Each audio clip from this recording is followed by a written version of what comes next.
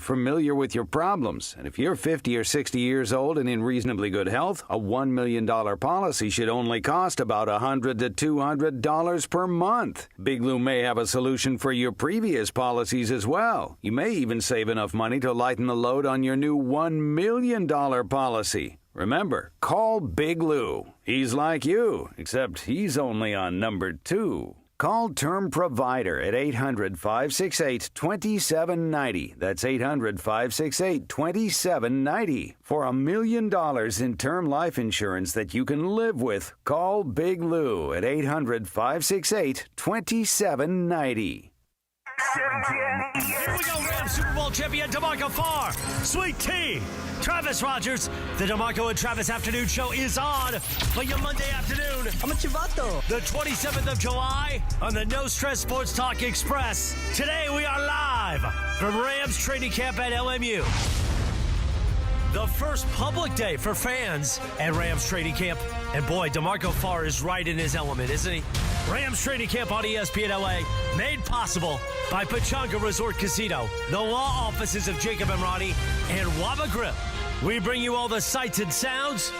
Scheduled to appear today on the show, Les Snead, Rams general manager, my BFF personally. Travis, brace for impact on this one. The MVP, Rams quarterback, Matthew Stafford, will drop by today after practice. Oh, Matthew Stafford. Hey, Travis. What's up, buddy? Hey, there you go. We bring you the sights and sounds from LMU Rams training camp. Let's do it, the Monday afternoon edition of the DeMarco and Travis Afternoon Show on your home of Rams football, live from Rams training camp right now. Whoa! Look, if you don't think I'm excited for Matthew Stafford coming on to Marco, I think that speaks for itself. I don't know what we're going to do. I was excited to talk to you and Marcus. I'm excited to talk to you guys, too. Nice. But I talk to you every day. I talk to Marcus every Monday. So this is See? I got to know you. I got to know Marcus. I'm looking forward to I tried to explain that to Greg. Greg thought I was big-timing him. Yeah, take me through that. I overheard you a little bit. I was just seeing my peoples, the peoples I haven't seen in a while. And Greg was like, DeMarco. I'm like, hold on, I'll be right there. You know, so you thought I was big-timing him. No, I was just, these are people I travel with. I haven't seen some of them since the season let out, and right. I see Greg every day. It's like Thank you. It's like first day of school all over again, you know? I would have ignored Greg, too. You're fine. It's no big deal. Marcus, how you feeling? Doing good. I was in Canton, Ohio this weekend. Oh. Yeah. Every year there's a big fantasy football expo, so a whole bunch of us fantasy nerds descend on Canton and hang around the Hall of Fame. And Is that your first trip to Canton? It is not. I've been there the last few years. It's kind of become a yearly thing, but it's a good time. Like, I will say that it started as somebody wanted me to do a fantasy football draft, and I was kind of like, not really. And they're like, we do it in the Hall of Fame. And I was like, what time do you need me to be there? You got to be there. Yeah. What was your favorite exhibit? I still love the busts. Yeah. I mean, it's just something about going in that room, and especially when you find your favorite players, the guys you grew up watching, like that part is always cool. Ain't it? It is. It's always amazing. Wild. It's what did Deacon Jones said? It's the only team you can't die from. I mean, and they're there. Yeah. They're all there. This is Matthew Stafford someday will be there, Oh, yeah. Well, they got a handful of guys that are heading in the right direction. Miles Garrett is going to be there. Aaron Donald is going to be there. We'll see whether or not we get any news on that anytime soon. But, it's funny. DeMarco, you said it to me. JB was hanging out a little while ago. We were kind of talking with him about it. But everybody is kind of going to the same thing. Have you seen Miles Garrett? Have you seen Miles Garrett? Have you seen Miles Garrett? And I have not gotten a chance to see him yet, but it feels like, at least, guys, that's the first thing that everybody's looking for now that we get to see eyes on the field. Well, the first thing I was looking for was actually Ty Simpson. I followed him around. He's thicker than you think. He's got a nice little lower body on him, and the guy is not afraid to push the ball down the field. But we'll get to that later. But even if you're staring at somebody else, the minute you see 95 flash, your eyes just go there.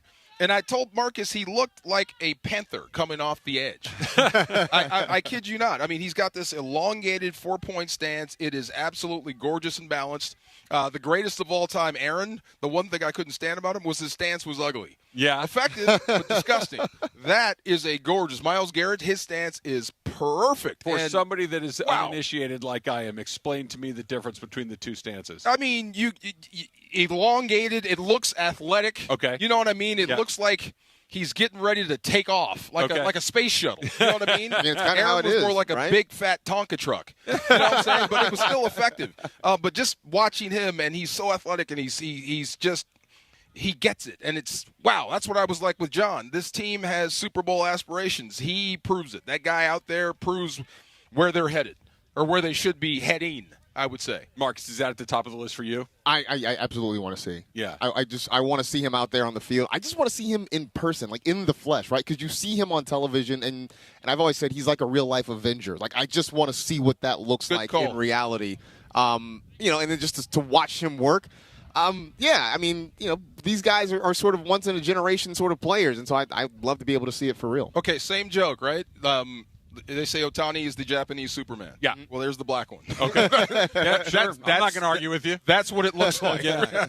No, and I think that's what's so exciting about this team, kind of going back to what Ireland mentioned during Super Crosstalk, which is this isn't, hey, they're going to be pretty good. This isn't, hey, I hope they can make the playoffs. This is, and I know that you have to kind of go through the steps and that coaches don't like to jump and talk about what's coming up later. You got to talk about what's right here in front of your face. But this really has been we were a hair away a year ago. We knew what the problem was. The problem has been addressed more than once, and then we doubled down on the things that we were good at anyway, like getting to the quarterback, like an offense that now is a $200 million offense, that there aren't a lot of, well, we're going to need to catch a break here or need to catch a break there. You need to catch a break with the injury bug, but that's true with everybody. That's every team in the league.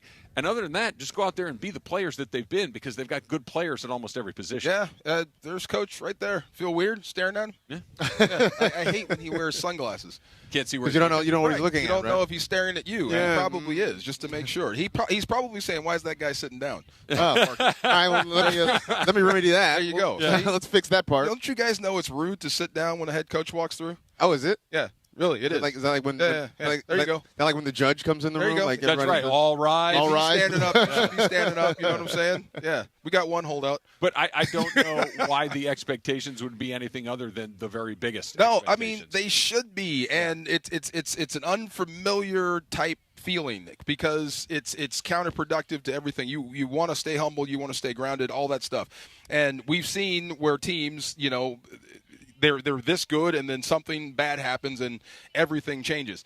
But you have to put that aside and just remember how the season ended last year and how good you actually are and what opportunity you missed. That's what I think is driving this football team, besides the fact that they've got a bunch of good athletes. Is this the most – you talk about the expectations and not wanting to jump ahead, but is this the most anticipated season maybe since one of those greatest show on turf teams? Okay, 18 was pretty fun.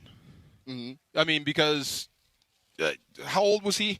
Yeah, just getting going. Right, you were just getting going. They just came back, and lo and behold, boom, you were there. I think this season, mixed with the expectation of it all, it's different. It's like a pro. I don't know.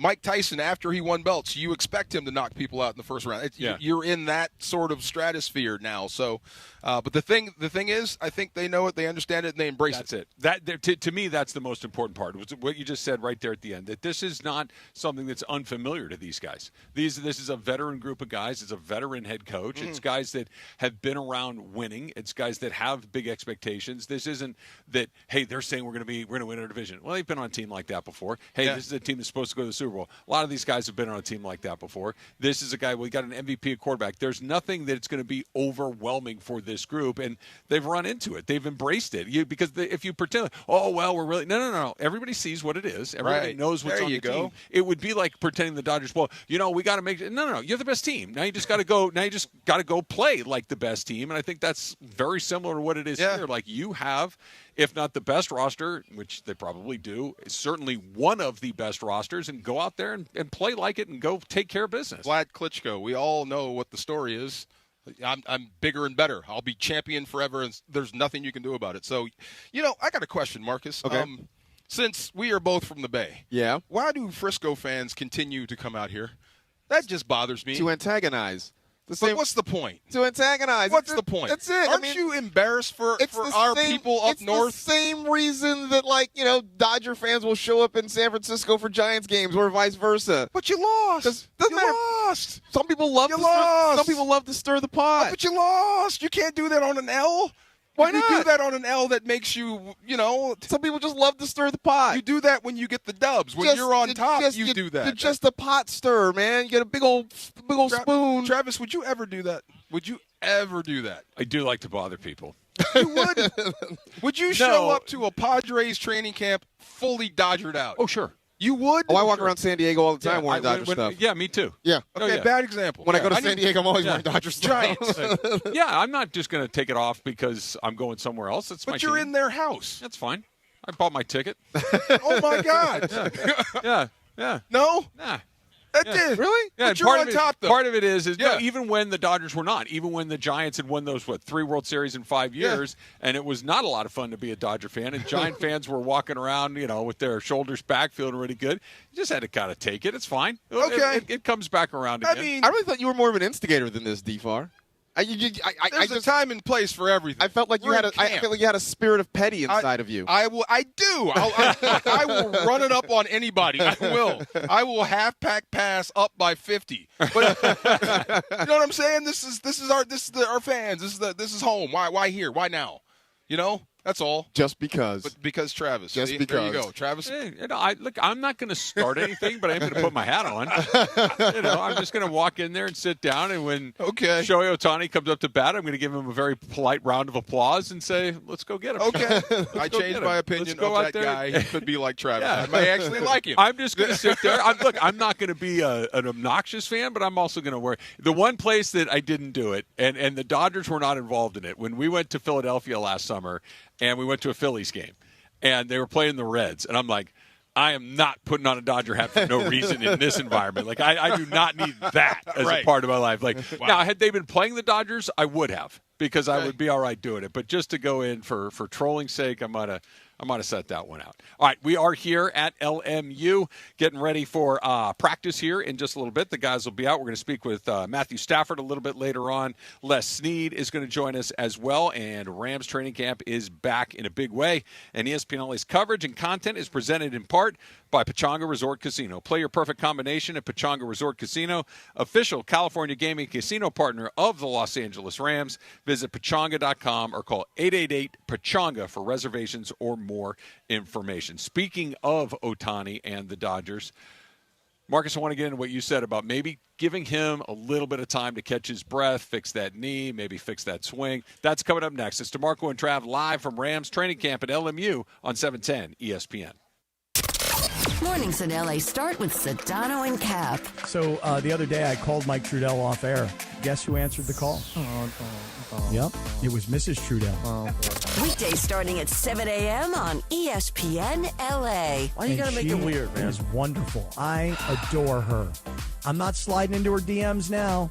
I'm on the phone. See, like, now, were you nice about it? Like, if I called Bergie and Mean Gene answered, I'd be like, hey, how you doing? I called Bergie. I'd be a real a-hole. No. Here's what you would not be an a-hole. Here's what Cappy did. But that's not the thing against Gene. Hey, girl! If I called Beto and his Heino picked up, I'd be like... 3 in the morning. Yeah, I'd be like, no, I called Beto. Can you put Beto on the phone? I was very nice. He's in trouble right now. Lo tengo amarrado. I just acted like his mom answered the phone. I was like, hi, is Mike home? Can I speak to Mike, please? Hi, Mrs. Trudell. Is Scotty home? Right. The morning show with Sedano and Cap. Weekdays starting at 7 a.m. on ESPN Los Angeles.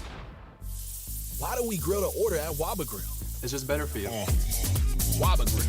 It's flavorful. Pick me up and never put me down. It's quality. It's fresh. It's spicy. Introducing our new Chili Crisp Dumplings. A spicy twist on a Waba favorite. Bold, crunchy, and tossed in fiery chili crisp. Get yours now, only at Waba Grill. It's for you. I'm David Ortiz. When I lost my mom, she was only 46. And I lost my dad to cancer. It was the worst pain I ever felt. It made me think, what will happen with the people I love when my time is up? That's why I have life insurance. Ethos makes it easy. It's all online, take about 10 minutes, and you can get up to $3 million in coverage. Get your free quote at ethos.com/game. That's ethos.com/game. Paid testimonial. Time spent on application may vary. Online health questions required. Drip Drop is doctor-developed, proven fast hydration that helps your body and mind work better. Trusted by firefighters, medical professionals, and over 90% of top college and pro sports teams.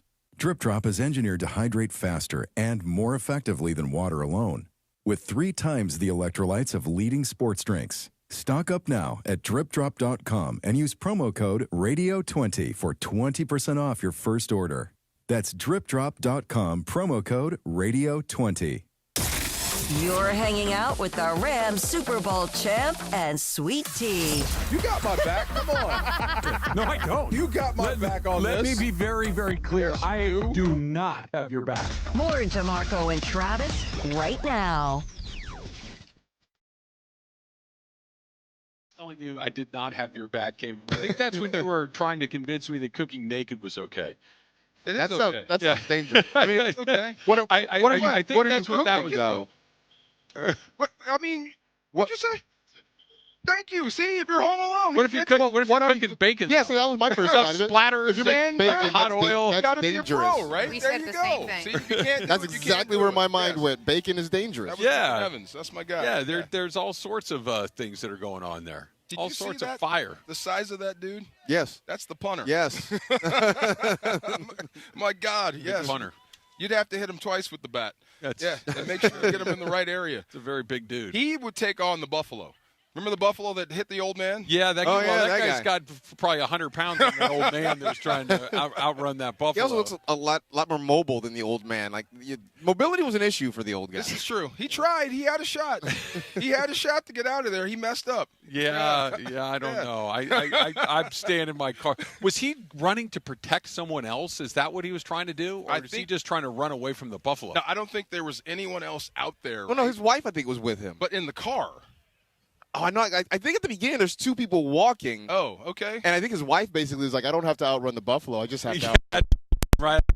I have to outrun one person along the way. Yeah. So, Marcus, take me through your idea of maybe wanting Shohei to take a little bit of a breather and get that knee settled down. I mean, I don't think it's a terrible idea if they were to, create an IL stint or something for him and just have him take a couple of weeks off, just get off his feet. Now, I mean, obviously he's not worrying about pitching at the moment. They're trying to get him bullpens. It hasn't quite materialized yet, but just let him take a couple weeks off.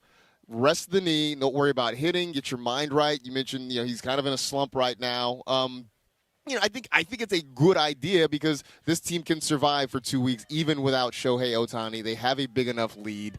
The schedule, especially once they get through this next stretch where they've got the Mariners, they've got the Red Sox and the Cubs. After that, the schedule really lightens up, especially through September. It's not the worst thing in the world. Date-wise or team-wise? Just their opponents. Their opponents are not quite great. Who are we talking about coming up? Well, coming Seattle up next. Coming I mean, up, like down the road when it gets light. Who are we talking Giants, D-backs, Rockies. Like the NL West is couple not. soft touches. Yeah. Why is this a thing? I mean, the guy needs some time off. Why can't you give it to him? Well, I would argue the fact why does he need time off? That's where I keep coming back because we think he does or because he thinks he does. If it's just us thinking that he does, then I don't think that carries a lot of weight because he's one of the few guys I think that you have to entirely let him make these decisions in consultation with the team because only he knows what he's going through and having a bad week or even a bad 10 days at the plate. I don't think necessarily means his knee bothering him. It could just be a bad 10 days at the plate. It could, and if he's saying the knee does not bother me to swing a bat, then I'm not going to shut him down. If he's saying the knee bothers me when I pitch, absolutely we're going to take you out of the rotation. We're going to let you get as comfortable as you can and do everything you can. But I have to go by him at his word when it comes to his health and his knee. If he says my knee hurts, when I bat, I would say I don't need you as a pitcher. Why can't you just let the guy rest for a while? Because you're paying him $700 million. Is that what it is? Partially to do both of those things. I'm asking. I think it's a lot of things. I think it's in large part what Marcus said, that they have a great deal invested in him. I think he's trying to win his 4th consecutive MVP. I think he's trying to do all sorts of things that we've never seen before. I think he takes great pride in being one of those guys that other than arm injuries, he missed time. seen him miss time from the mound from his pitching because he's had elbow reconstructions. But other than that, he's a remarkably durable player. There's something about baseball players that take a great pride in being able to post, if not every day, then most days. And I think he's one of those guys. And if he's saying my knee doesn't hurt when I swing a bat, I'm going to let him go until he says otherwise. Is that the deal? So they may say we want you to sit. And he says no. I don't know if they say – I mean, you guys tell me what you think. I don't know if they're going to say, we would like you to sit. What do you think? I think it's more of a how do you feel? That's exactly what it is. Yeah. Let us take a look. Well, my knee – okay, let's get some imaging. Let's get an MRI, an X-ray, whatever it is that we want to look at it. And how does it feel? If he keeps saying, I feel great except for when I pitch, I think you keep running him out there to swing the bat. Yeah, I mean, I think that's ultimately how it goes, and I think ultimately he will continue to play. I don't even think it's the current slump because, I mean, I've always said he's a Costco hitter, right? Things happen in bulk with Shohei, and that tends to be the good and the bad, right? That means strikeouts come in bulk. That means the home runs come in bulk. So I just think, they have not been shy in saying it's a lingering issue. They've not been shy in saying it's a thing they think is going to hang around for a while. Knowing that what's most important to this team is October, why not just get him off his feet for a couple weeks and let it go? But, I mean, I do think realistically that's just fun fodder for us to talk about because I don't think it's really going to ever happen. I wonder if you could sell him, like kind of try to put together a sales package and basically like, look, you're going to win the MVP. 10 days is not going to take you out of the MVP race. Okay. Where we need you to be at your best 2 months from now, not right now. Let's get a nice little refresher. Let's get you ready to go. I see. So by the time the middle of August rolls around, you're as healthy as you could possibly be. You're still going to go win the MVP and all of those things to try to maybe see if that knee is a part of it and not because I just don't know how you try to coach or manage a player when no one's ever tried to do this before. True. It's so new and so different. Like he's the only one that can honestly tell you, guys, it doesn't bother me. Or if it's bothered me a little bit, maybe you could kind of nudge him off that cliff. I just saw a 100-meter dash with Sha'Carri Richardson, and it's funny. The second-place finisher is her training partner. Yeah. Because that's probably the only person that could keep up. So how do you coach Shohei? Good luck. It just occurred to me as you guys are speaking, you have to convince him to take time off. Yes. Oh, well, that's a whole different story. You got problems. Besides the fact, hey, man, you stink right now. It's got to be. I can tell. I mean, this is where Dave steps in. I can tell. I know you. I know you when you're you. And my favorite Shohei is ambush pitch Shohei. Boom, gone. Not the guy who's sitting there looking. But that happens. Yeah, he just looks a little off at the plate. I don't think this is anything other than you ask him. I think that when it's all said and done, he's the one that gets to make this call, and that's got to be. And the good news is with the pitching, they really haven't even missed a beat with him. Like you look at what happened this weekend. Sasaki was good. Yamamoto was good. Emmett Sheehan was even pretty good. You know that Eric Lauer still has not lost a game, and the team hasn't lost a game that he's pitched in. That Justin Robleski's an all-star, and you've got Glasnow and Snell just waiting in the wings to come back at the same time. Like you literally could shut him down from pitching almost for good and really not be that much worse for wear. Could he take time off and still win MVP? Yeah. Oh, well, yeah, this morning. Come on, Shohei. What are you doing? Smart. Be smart. But why take time off if I'm not hurt? Well, I mean, but if yeah, I wouldn't say clearly it's bothering him, but I mean, clearly it's bothering him. Well, it's a knee. I think it's the left knee. I think we're also like kind of walking that line of is he hurt or is he injured? Because I think he's hurt. I don't think he's injured. And I think that's sort of where it is. And I think for the Dodgers, as long as you're not injured, then we're going to try to let this thing play out as much as possible. I mean, I think it's us as fans who are, understanding how much Shohei means to this team who wanted to take precautions with it. But I think to your point, Travis, as long as he's fine and he thinks he can keep going, Dave Roberts is not going to sit him down. And how many years do I have left? 7. I want to get to all of those. Yeah, as two-way as I can. So that's the $1 million question too. Correct. I don't want to damage him. How long do you allow him? Allows the wrong word. How long is he capable of? That's a better way of putting it. To do both of these things, and I think the idea of him being the everyday designated hitter and taking his turn in the rotation for an entire season's worth of starts is probably a thing of the past. I just don't think you saw it this year. This is the year they didn't even make it halfway through the year before they needed to make some sort of adjustment. So I don't know how you go about trying to figure out how to cherry pick his starts. And that's a bad way. That implies some negativity that I don't want in there. But if I got Shohei for 20 starts, 15 to 20 starts a year, don't I want those 15 and 20 starts to happen August, September, and October? When they matter. And not even start ramping him up as a pitcher until the middle part of the season? I mean, so sort of what we saw last year. Not unlike that. Right, yeah. where he showed up in, it was like June, I think it was, when he started really pitching. And, it started as like an inning or 2 innings, and they finally were able to stretch him out to 5-6 innings.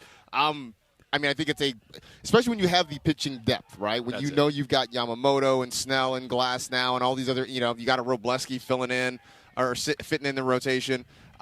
You do have that luxury. I mean, it's why everybody hates the Dodgers, because they can hold back a guy like Shohei Ohtani potentially. Give him the Glasnow package. You only pitch here. You only pitch from here. Yeah, Glasnow's isn't intentional. Well, that's what you think. Well, that's a good point, too, Marco. That's fair. Excellent point. But I think, let's take Tyler Glasnow's name specifically out of this conversation for half a second. Period. New sentence. There are some guys that don't mind not playing. There are other guys that do mind not playing, and I think Shohei is in that second group. But I am paying him. I mean, I'm speaking for the Dodgers. I am paying you. Yeah. So if I think you need a break, you take a break. They could leverage him to a certain. And look, Shohei Ohtani, by all accounts, whether it's in Anaheim, whether it's here in L.A., is a good teammate. Like he's not somebody that is he's got the right stuff. Off, I'm going to go do my own thing. Like he will listen as much as anybody that's a one of one will listen anyway. Yeah, but that's the thing. Yeah. Some guys they're so gung ho and they're all about team. They'll grind themselves into dust. Yeah, and you don't want that. I need you to be effective for as long as possible. So we got this. You're okay. If we need to sit you, you're going to have to understand that for a while because it's better for everyone, better for you. Get that knee right. You think he'd be good with a very bizarre quasi-hybrid starting pitcher, end of the season sort of deal, or is he always going to try to ramp it up at the beginning and try to do what I just said probably can't happen, which is do both full duty for a full season?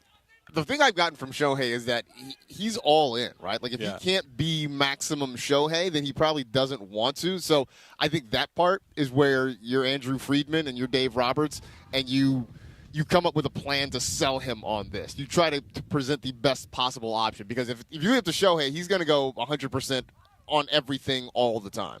He probably sees his boy Yamamoto right there just going out there pitching 6-7 innings every I need to be there. Just going on, just boom, boom, boom, boom. Who did he hit? Didn't he hit somebody? Yamamoto? If he did, I missed it. Yeah. Did he hit a guy? Yeah. Okay. Oh, never mind. Yeah. Probably. Okay. I mean, it happens. You don't hit the Mets on purpose. They're not worth the trouble. You hit the Padres on purpose.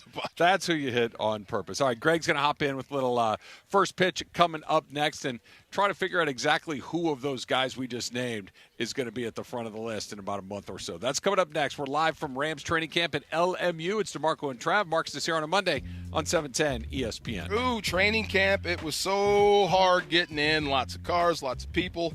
It's hot, too, so a lot of aggression out there on the road. Hey, if you get slammed into, rear-ended, or if you get in an accident, make sure you have somebody that's good in your corner that can really, really help you out and tell you exactly what your rights are. That's why, let me refer to you to my guy, Big L. Great dude. California native, been around forever, more than 15 years helping people in L.A. With stuff just like this. Huge sports fan. At some point, he's going to be out here as well. Look, all that stuff, if it happens, it can get overwhelming fast. So between dealing with the insurance companies who are always trying to fast talk you, rip you off, trying to get your car fixed if that's what's going down, and trying to get the right doctors if God forbid you're hurt, it can be a whole lot. It can turn your whole world upside down in a blink. It really can. So this is where Big Al and his team will step in for you. So lock in this number in your phone right away, right now. Write this down.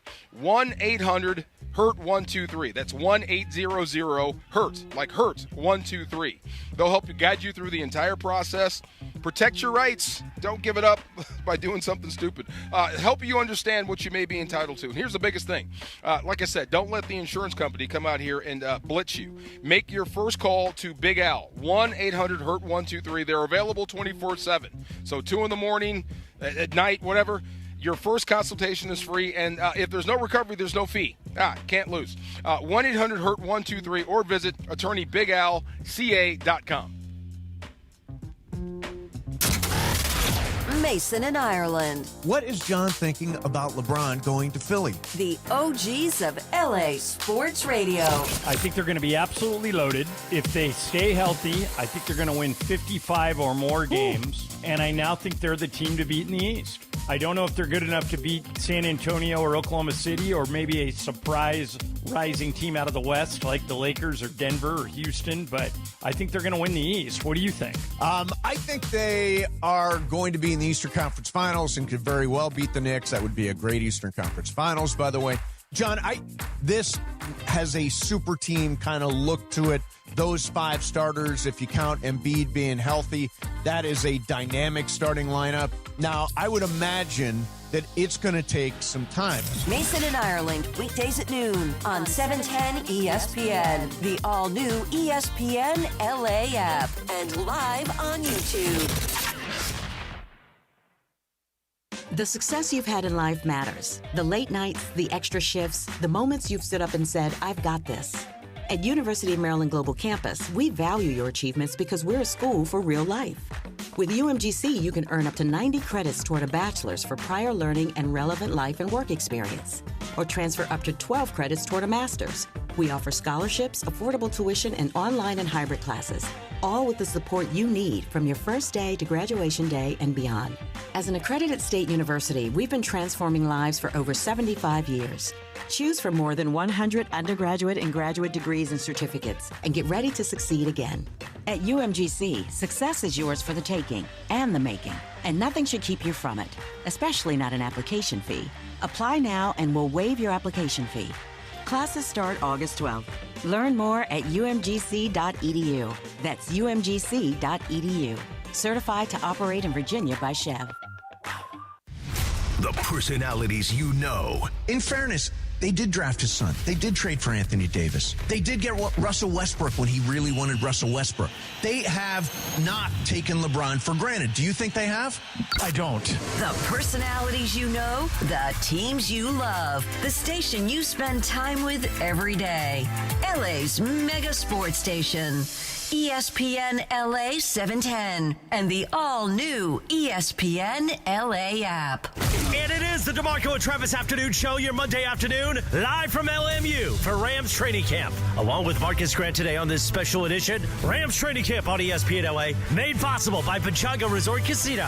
ESPN LA's coverage and content of the LA Rams Training Camp is presented in part by Pechanga Resort Casino. Pechanga Resort Casino, official California gaming and casino partner of the Los Angeles Rams. Once again, back to Sullivan Field at LMU. Once again, the DeMarco and Travis Afternoon Show keeps rolling from Rams Training Camp on ESPN LA. Finally saw the guy that you were talking about in the red. In the seats. Yeah. Yeah, it does stand out a See bit. what I mean? Yeah. Why? You're kind of on to I think you were right on that one. Thank you. Yeah. You know, Yeah. it's the Jets and the Sharks. Why be here? You know what I'm saying? It's a little bit like, West Side okay. Story. Yeah. Can I ask a quick question of everybody in the room? Sure. Okay, so how many white tailbacks can you name in the NFL? McCaffrey. Okay, one. McCaffrey. You got Scatterbo. Scatterbo. I forgot about him, yeah. Think about it for a while. Yeah. Okay, Not because a I was ton. asking, he came up with 7. Yeah. 7. 7. He went all the way back to Zonka. I gave that. Oh, and Reagan history all of the time. league. all time. Oh, with John Riggins, Larry Zonka, Jim Kick. Jim Kick. There's another one. Wow. There you go. Crazy Legs Hirsch. Crazy Legs. There you go. Yeah, you just gotta throw it back. Yeah, I thought you meant currently. Peyton Hillis. Peyton Hill. That was the first. Who was the runaway beer truck? I forgot his. Runaway beer truck. The runaway beer truck used to always bleed. I forgot his name. I'll look him up. I know who you're That talking guy. about. I can't remember his name. It was right. very short. Dean Connors is on this roster. That's why.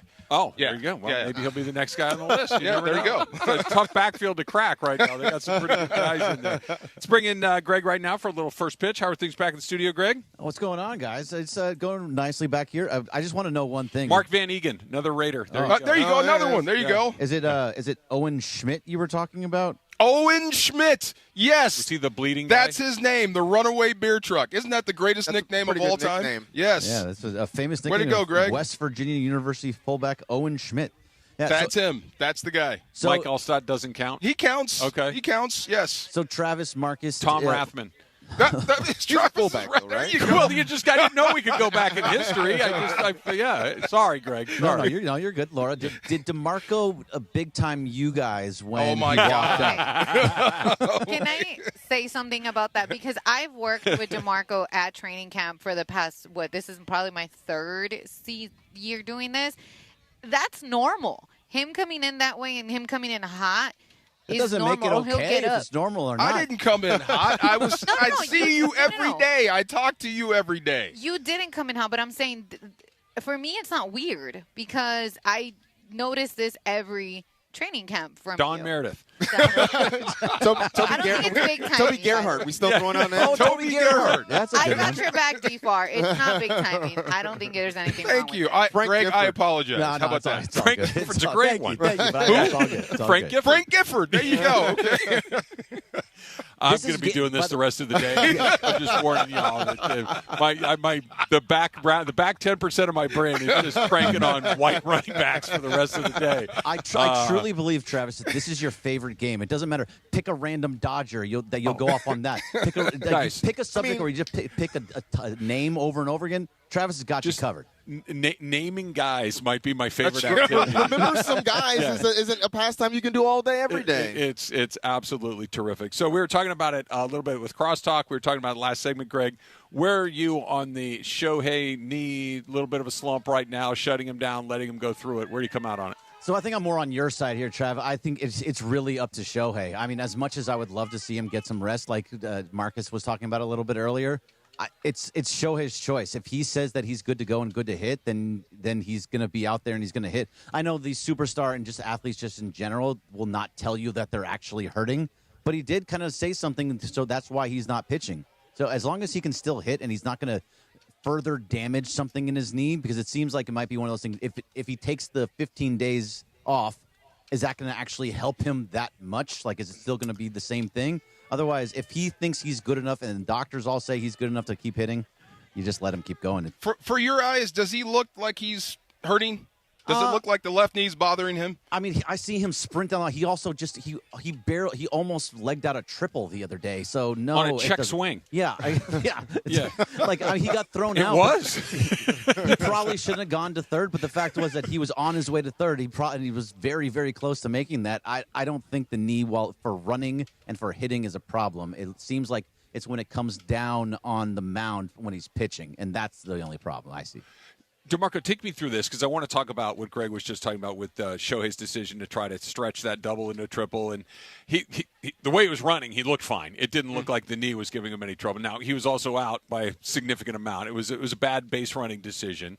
We saw, I think it was yesterday, where Teo tried to get a leg double and would have made it had he just slid into second base. What was it wasn't that? even. Oh. Yeah, he just went in standing up, and they tagged him out. It was bizarre, and I believe if I could read lips right, Dave Roberts used the letters M and F right next to each other in that moment. DeMarco, tell me when you were on because you were on a great team in the NFL, you were on incredible teams in college football. When you have a really good team and little things start to fall through the cracks, how do the coaches get everybody back on task? Well, if you have a really good team, I don't think it would get to the coaches. The players would straighten you out. Okay. Quick, fast, and so hurry. who says something to Ohtani or Teo in that situation? Max Muncy. Okay. Max Muncy's a guy that's been here. He is a Dodger. Yeah. You know what I mean? I think he's earned the right to say something.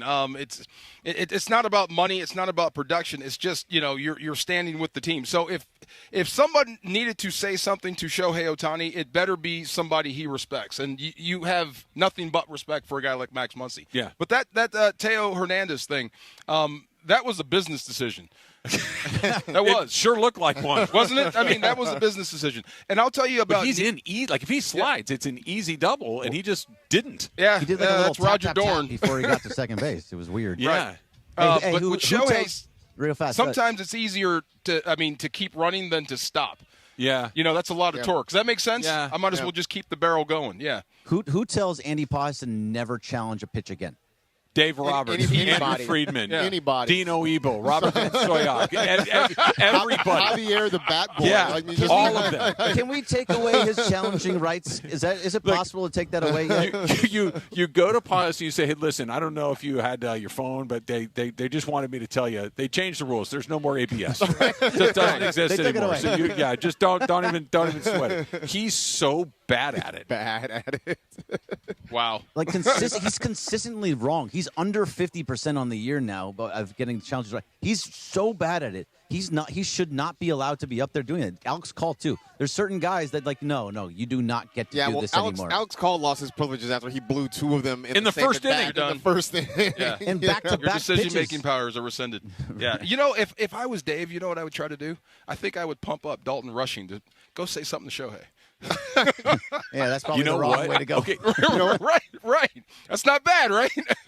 Rushing would probably do it. I'm sure he would. And Shohei would probably look at him like, are you kidding me with this guy? But then at the same time, probably like, you know what? That was a really bad base run decision on my If part. Dalton Rushing is telling me about it. Right. If Rushing's the one coaching me up on this. What'd you guys make of Roki? I know it was a while ago on front, but back-to-back starts, and look, the Yankees and Yankee Stadium is different than the Mets and Citi Field, but on the road, deep into games, he seems to be more confident. He seems to be more willing to attack the strike zone. And for the first time in a while, when I watch him pitch, I'm getting some pretty good vibes coming from him because he wears his emotions on his face. He's not going to trick you into thinking he's confident when he's not. What did you guys make of his start in against the Mets? I mean, I'm happy to see him have success, right? And I think, Greg, you and I talked about this morning on Blue Review that they were very different starts, right? But he's starting to get more swing and miss. He's starting to get that splitter over just enough so that folks have to pay attention to it and they have to sort of be aware of it. For me, Greg, and I said that this morning, like I love seeing the highs. I love seeing the peaks there. I just need the consistency, right? So he had 2 good starts back to back. And he's put I think 3 good starts together in a row now. Let's keep it rolling. Let's keep this going where you can get 6 innings where he's giving up 1 or 2 runs and he's minimizing the walks. I think that's when you really feel like Roki Sasaki has truly arrived. Yeah, so in his last 3 starts, he's only given up 4 walks, and that's huge for Roki Sasaki. I'm really interested to see what he does on Thursday against Seattle. I think that's going to be a good matchup for him, although Seattle's, I think, just a little bit under 500. But when Marcus was saying, I totally agree with, that it was 2 totally different starts. He had over 20 pitches of over 100 miles an hour in the first one against the Yankees. And in this last one, he had 21 swings and misses, and mostly on splitters or sliders or his forkball. He's using different pitches to get guys out. And a lot of these pitches, the splitter doesn't look like it did earlier in the season. It's coming right at them in the middle of the plate, and it just drops out of nowhere, and it's almost impossible to hit. He looks so much more confident, and the strikeout numbers are up, and it's in different ways. He didn't even hit 100, I don't think, one time in that start on Friday. What's interesting to me about him, and this is something that when you're dealing with kids and you get into high school and even college and pro ball, and you're trying to teach a guy, hey, don't just throw. We got to pitch. We got to set guys up. We got to make sure that we're located. We got to have command inside the strike zone. I'm not so sure if he isn't the exception that proves the rule. You just go back and say, hey, look, dude, just let it rip. Like, honestly, your stuff is so good, just let it go. I've heard Oral talk about this a handful of times, that trust that your stuff will move it off the barrel of the bat, that you can go into the strike zone and that your own natural movement, your own natural talent will carry that ball away from the barrel often enough that just being ultra aggressive and just letting your best pitches fly might be a good, because look, Yamamoto operates with such a level of precision that nobody's getting there. You watch somebody like Robleski, who's in and out of the strike zone on purpose. With Sasaki, let's just get in the strike zone a ton before we have to back him out. No, I think you're right. I think I do think there's the element of just turn your brain off, man, and just go out there and do what you do. The other thing that I've seen him progress at as the year has gone on is, even when something bad happens, like in spring training, early in the season, if one bad thing happened, if he lost a hitter and walked him, or there was a misplay in the field, that would snowball into something really bad. And I think he's been able to kind of curb that a little bit. I know he had to start a few turns back where it kind of went sideways. It's that game against the Padres where they went down big and the Dodgers came back to win. But generally speaking, when bad things happen to Roki, he's done a good job of shaking it off and coming back and making good pitches afterwards, and that's a huge improvement. I can't stop staring at the glove. It's very so large. big. Very large. Did you see the play that when he was going over the third baseline and he just kind of stuck out and used the giant glove to pick up the ball? Like, it was like a big old claw. Cartoonishly huge. It is huge. It's really, really goofy. Last one before I let you go, Greg, quickly. Evan Phillips, with the understanding he's working his way back from a lot of missed time. He's got some rust, but he's given up a bunch of home runs in a relatively short amount of outings. Yeah. Where is he on the trust tree for Dave Roberts? Is he on it or is he standing next to it? I think he's like standing next to it. He might have like one hand. He might be hanging from the bottom rung, like the bottom limb. He's leaning against it. it? He's leaning against it. Yeah, he's like trying to climb up it, but he keeps like it breaks and he holds on to the bottom limb. But he's right. He's getting right there. He is like to what you said. He's working himself back. He's getting a lot of guys out, too, though. But he is giving up the long ball. And it's usually of the one-run variety, so you feel a little bit better about that. But the fact is that he can't be giving up those long home runs. So I think he's working his way back, and he should be fine moving forward. I'm more worried about Will Klein. I don't know how you feel about him. Well, hearing what he was talking about, like his confidence just got exploded in a couple of bad outings. And we've talked about this. Confidence is everything. Confidence is more important than stuff. I really, truly believe that. And you look at some guys, like look at Clayton Kershaw the last couple of years. Like Kershaw's stuff was not Kershaw-like anymore, but he still got guys out because he believed he could. Mm-hmm. And you look at somebody like Will Klein, who was, kind of all over the map, had that incredible run in the World Series, and then came into spring training like, hey, man, I might be good at this, and was awesome up until about, 2 weeks ago, and he's really kind of hit the skids. And hearing what he's saying about his, I'm not expecting this, like, I don't like what I'm hearing coming out of there. But, a good outing or two. Believe you're going to. You have to. Yeah. You have to. When you get that bad self-talk, you'll talk yourself right into the ground, but you have to believe it's going to get better. Good job, Greg. We'll see you tomorrow. Thank you. Enjoy camp. It's Hey, Greg. Hello, Greg. Hi, DeMarco. Love you. Say hi to Greg. DeMarco. I appreciate it. Hey, say hi to Geeter. Say hi to Beto. Say hi to Janessa. That's all we're saying. You're asking a lot now. Enjoy the heat and humidity. It's actually very nice out here. Very nice out here. Yeah, it's nice, cool ocean breeze. It's a perfect day out here at LMU for Rams training camp. Absolutely. All right, if you need more Lakers talk in your life, the Ball Knower Extreme duo, Mike Trudell and Gator, Chris McGee, back tonight, 6 o'clock on 7:10 a.m. and the ESPN LA app. And the Jonathan Kuminga saga continues. They are all over that.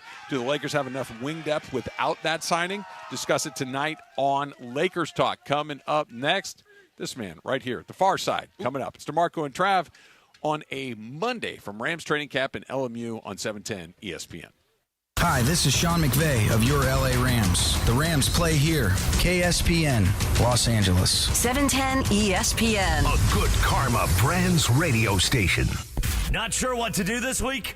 The answer is always Cosm. Here's your Cosm calendar for the week of July 27th. WWE SummerSlam Nights 1 and 2 are in the Cosm Dome this Saturday and Sunday. Surround yourself in the sights and sounds of one of the WWE's biggest events of the year. And there's no better way to experience every slam, strike, and finish than in shared reality on a gigantic 87-foot wraparound LED display. Go to Cosm.com right now to lock in your seats for all the heart-pounding action. You don't want to miss this. And while you're locking in tickets to SummerSlam, don't forget your tickets to see Willy Wonka and the Chocolate Factory, The Matrix, and Harry Potter and the Sorcerer's Stone. And don't sleep on the food options at Cosm. Ahi Poke Tostadas, Barbacoa Tacos, Double Wagyu Smash Burgers, Wings, Pepperoni, and Hot Honey Pizza, to name a few amazing food options. And that's not all. There's cocktails and ice-cold beer on every level. And that includes the Cosm Hall and the Cosm Deck. Cosm really does have it all. Visit Cosm.com and secure your tickets this week.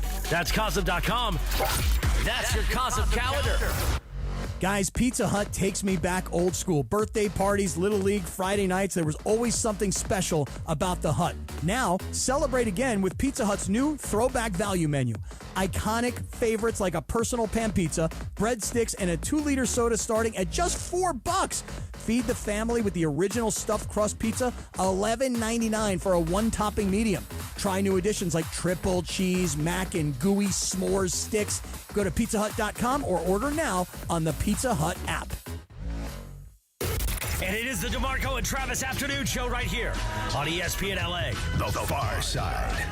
And it's time for the Far Side, presented by our friends at Highlands. The Far Side. Weekday afternoons at 4 p.m. Time for the Far Side with DeMarco Farr, right now on the Travis and DeMarco Afternoon Show on ESPN LA. Did you come up with any more white tailbacks? Give me a second. Yeah. I'm going back in. Okay, go ahead. Hey, there he is. That's Adam. What's happening? Danny Woodhead counts. Oh, yeah. Danny Yeah. Woodhead counts from New England. We got Peyton Hillis. We got Toby Gerhart. Here's one you should know. You probably got sick of him on TV. Daryl Johnston. Nope. Think Eric Dickerson. But Daryl Johnston's there. Daryl Johnson is there. Yeah. You're right. Craig James. Craig James is another James, one right there. Just had me thinking. That's so funny. But thinking about that, just how this team is, and there's Tyler Higbee right there. I do wonder, how does the guy Paul Hornung. Paul Hornung. I said him already. Yeah, I said him already. Okay. I wonder how McCaffrey ends up, how he finishes. I do. Health-wise? Health-wise, and what his career has amounted to this point. He's a Hall of Famer. You think so? I think so. Okay, Yeah. Just by sheer numbers? Yeah, my thing is he was can't miss. I think that matters, and he was the best player at his position for multiple seasons. Yeah, and that's a really good threshold to me to be a Hall of Famer. Been banged up a lot though. He has. Yeah, there's a lot of holes in his career No numbers. question about that. But he's hell when he's well, but sometimes he's sick. The other guy I was thinking about. I wonder how long Scoutaboo does last. Not long. Not long. No. I mean, just because by nature of how he plays the game and the fact that he's certifiably nuts. Yeah. Both. Yeah. They go together. Yeah, I do wonder about that. We were talking to Kyron earlier. He's facing a stiff challenge coming up, bro. He really is. Did you see Blake Corum just run by? I did. Blake Corum is a rolling ball of butcher knives. Yeah, he really is. That is really something to see. It really, truly is. We were talking about his video that he put out the other day where he was training. Berserker mode. Berserker mode. Yeah. It looks like Berserker mode when you see it with your own two eyes, too. That's just a real dude. And some other thoughts we had. What were we looking forward to in training camp? Yeah. Keegan Trost was the guy. I said, watch out for him. Let's see where he goes. So he starts camp. He's filling in for Kevin Dotson at right guard. Mm-hmm. He's filling in at left tackle for Larry Jackson. I mean, that's what you drafted him for, to be that depth guy. Those are the most important pieces when you get to it. It's not your frontline dudes. It's the guys that can fill in and you don't miss a beat. Right. Because every football team is going to suffer some sort of injury or some sort of adversity. Especially on the offensive line. Correctamundo. Yeah. And that's the fastest way out of contention, is if you have an offensive line that can't protect, especially when you have a guy like Matthew Stafford who can't protect himself with his legs. Yeah. I think job number one in this camp would be to get Ty Simpson ready to go by September. And I think everyone is in agreement watching him perform. He's better than I thought. That's about as honest as I could put it. He's very aggressive when they get into 11-on-11. He is not afraid to push the football. So I think you can see the future there. And he's the son of a coach. That's got to factor in. All of these are wonderful things, and these are all arrows pointing in the right direction. All of that, wonderful, wonderful, wonderful. He just hasn't played. Yeah, and but he doesn't have to. Not only in the NFL, but he hasn't even played very much in college either. And when we talked to him, I think that he took a different approach to this, staying at Alabama, not bouncing all over the place. Like, he kind of grew in his role at Alabama there, and I give him all the credit for it. But this is a team that is built to win today, and if they don't have number 9 for a period of time, that's still the thing that would keep me up at night. Well, okay, so I got corrected. I think I brought that up. I said 15 starts, paltry. I think I said that to a person in the scouting department, and they were like, wait a minute. Now, it's he didn't start, but he was there. He took reps. Like, he had to go out and perform. He wasn't just sitting at Oklahoma. So he's got some stuff to him.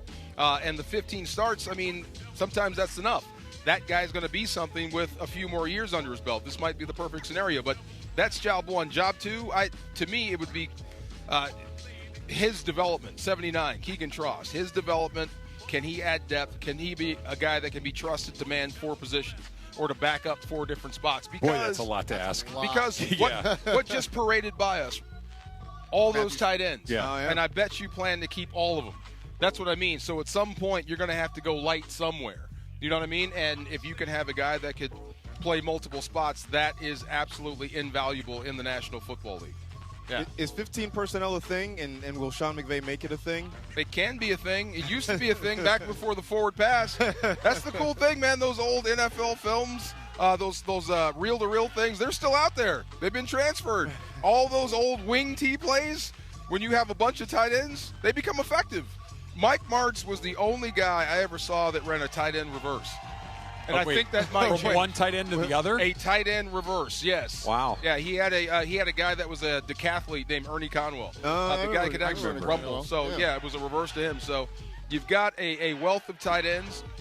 There is a search for third tight end because you're going to face some teams that can absolutely stop the run, so you're going to have to throw it. But that third receiver could actually be one of those tight ends standing right over there. And I mean like on a full-time basis. I think that might be the biggest mismatch or problem on any defense is facing guys like that, because if I go small, they run. If I go big, they run past you. Yeah. You know what I mean? And you've got a quarterback that knows the difference and can keep you off balance. So that is a strength. I would say that outside of Puka and Devontae, you lean on that. That will keep defenses off balance, and you run the football behind it. Just if you couldn't tell, I'm super excited to be out here right now. Yeah. That's why I saved it for the far side. There are so many different ways that they can beat you. And we just talked about the offense, right? Yeah. They might be one of these. And again, we're all just waiting for the official announcement about Aaron Donald. And hearing what Sean McVay said yesterday, it feels it's all but official at this point. That, him just saying that, yeah, we're trying to give him as much time as he needs to make a decision. But when he's ready, we're going to, it feels like we're ramping up for that big announcement.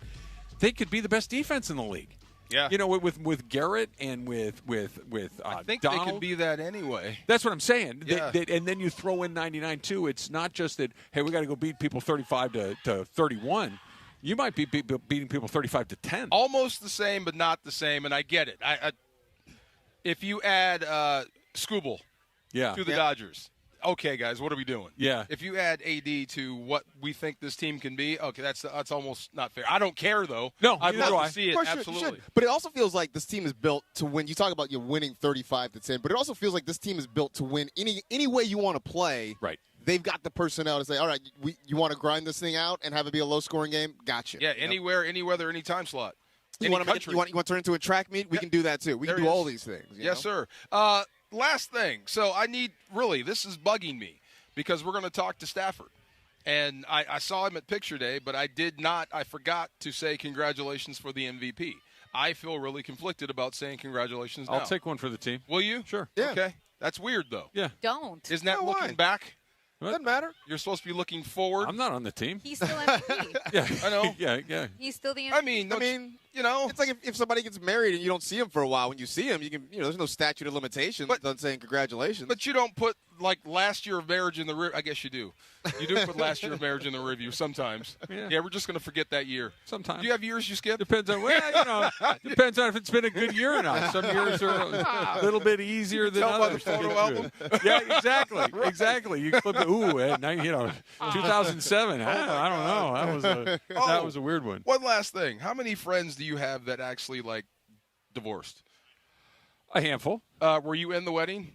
So it's really funny you asked that. Okay. Susan and I were having this conversation of all the weddings that I have stood up for, only one has ended in divorce. Okay. And I've probably been in 10 or 12 weddings. Now, Susan is 50%. Really? Half of hers have ended in Then divorce. ask her for me, what do you do with the pictures? Especially if you're in the wedding. What do you do? There's some great shots of you. You may have. Oh, I'm sure we all trained. Are you asking for a friend? Is that what this is? Kind of. I'm just asking. What do you do with the pictures? Are they digital? No, these are actual photos. So this is a couple that is no longer together, and Correct. they're trying to figure out what to do. Do they have children? Yes. Okay, then you got to save the pictures. That's what I thought. Because their children want to see pictures of mom and dad together at some point. Yeah. But you can't display them. Probably not. That's the sucky thing. Yeah. Okay, but I'm in those shots, and some of those shots are great. Yeah, you look good, right? That's what I'm saying. I'm going to put that out, but I can't. Can you ask for prints so that you can get your own, So I have them. These are old school. I mean, these go. are old school prints, when Maybe they you used to get some creative framing and you lay some things over some other parts of the photograph. I've hid it behind half a plant. There you go. Perfect. Just me sticking out. Just looking around right corner like, is that fart looking through the bushes? That suit is hot, but I can't put that out. That's comes very over and it's funny. wet. That's very funny. All right, Rams training camp is back. We are out here today. Tune in all day today, 3 to 6. DeMarco, Travis, and Marcus Grant live from Rams training camp at LMU. Training camp coverage on ESPN LA is powered by Waba Grill. It is for you. We're going to talk with Stu Jackson. He's going to join us next. We'll continue to talk about this Rams team that's coming up, a senior staff writer for the Rams. Stu Jackson joins us next. Marcus is here on a Monday on 710 ESPN. Mornings in LA start with Sedano and Cap. So the other day I called Mike Trudell off air. Guess who answered the call? Yep, it was Mrs. Trudell. Weekdays starting at 7 a.m. on ESPN LA. Why you gotta make it weird, man? She is wonderful. I adore her. I'm not sliding into her DMs now. I'm on the phone. See, like, now, were you nice about it? Like, if I called Bergie and Mean Gene answered, I'd be like, hey, how you doing? I called Bergie. I'd be a real a-hole. no. Here's what you would not be an a-hole. Here's what Cappy But did. that's not Hey, the thing girl! against Hey, girl! If I called Beto and his Heino picked up, I'd be like, 3 in the morning. yeah, I'd be like, no, I called Beto. Can you put Beto on the phone? I was very nice. He's in trouble right now. Lo tengo amarrado.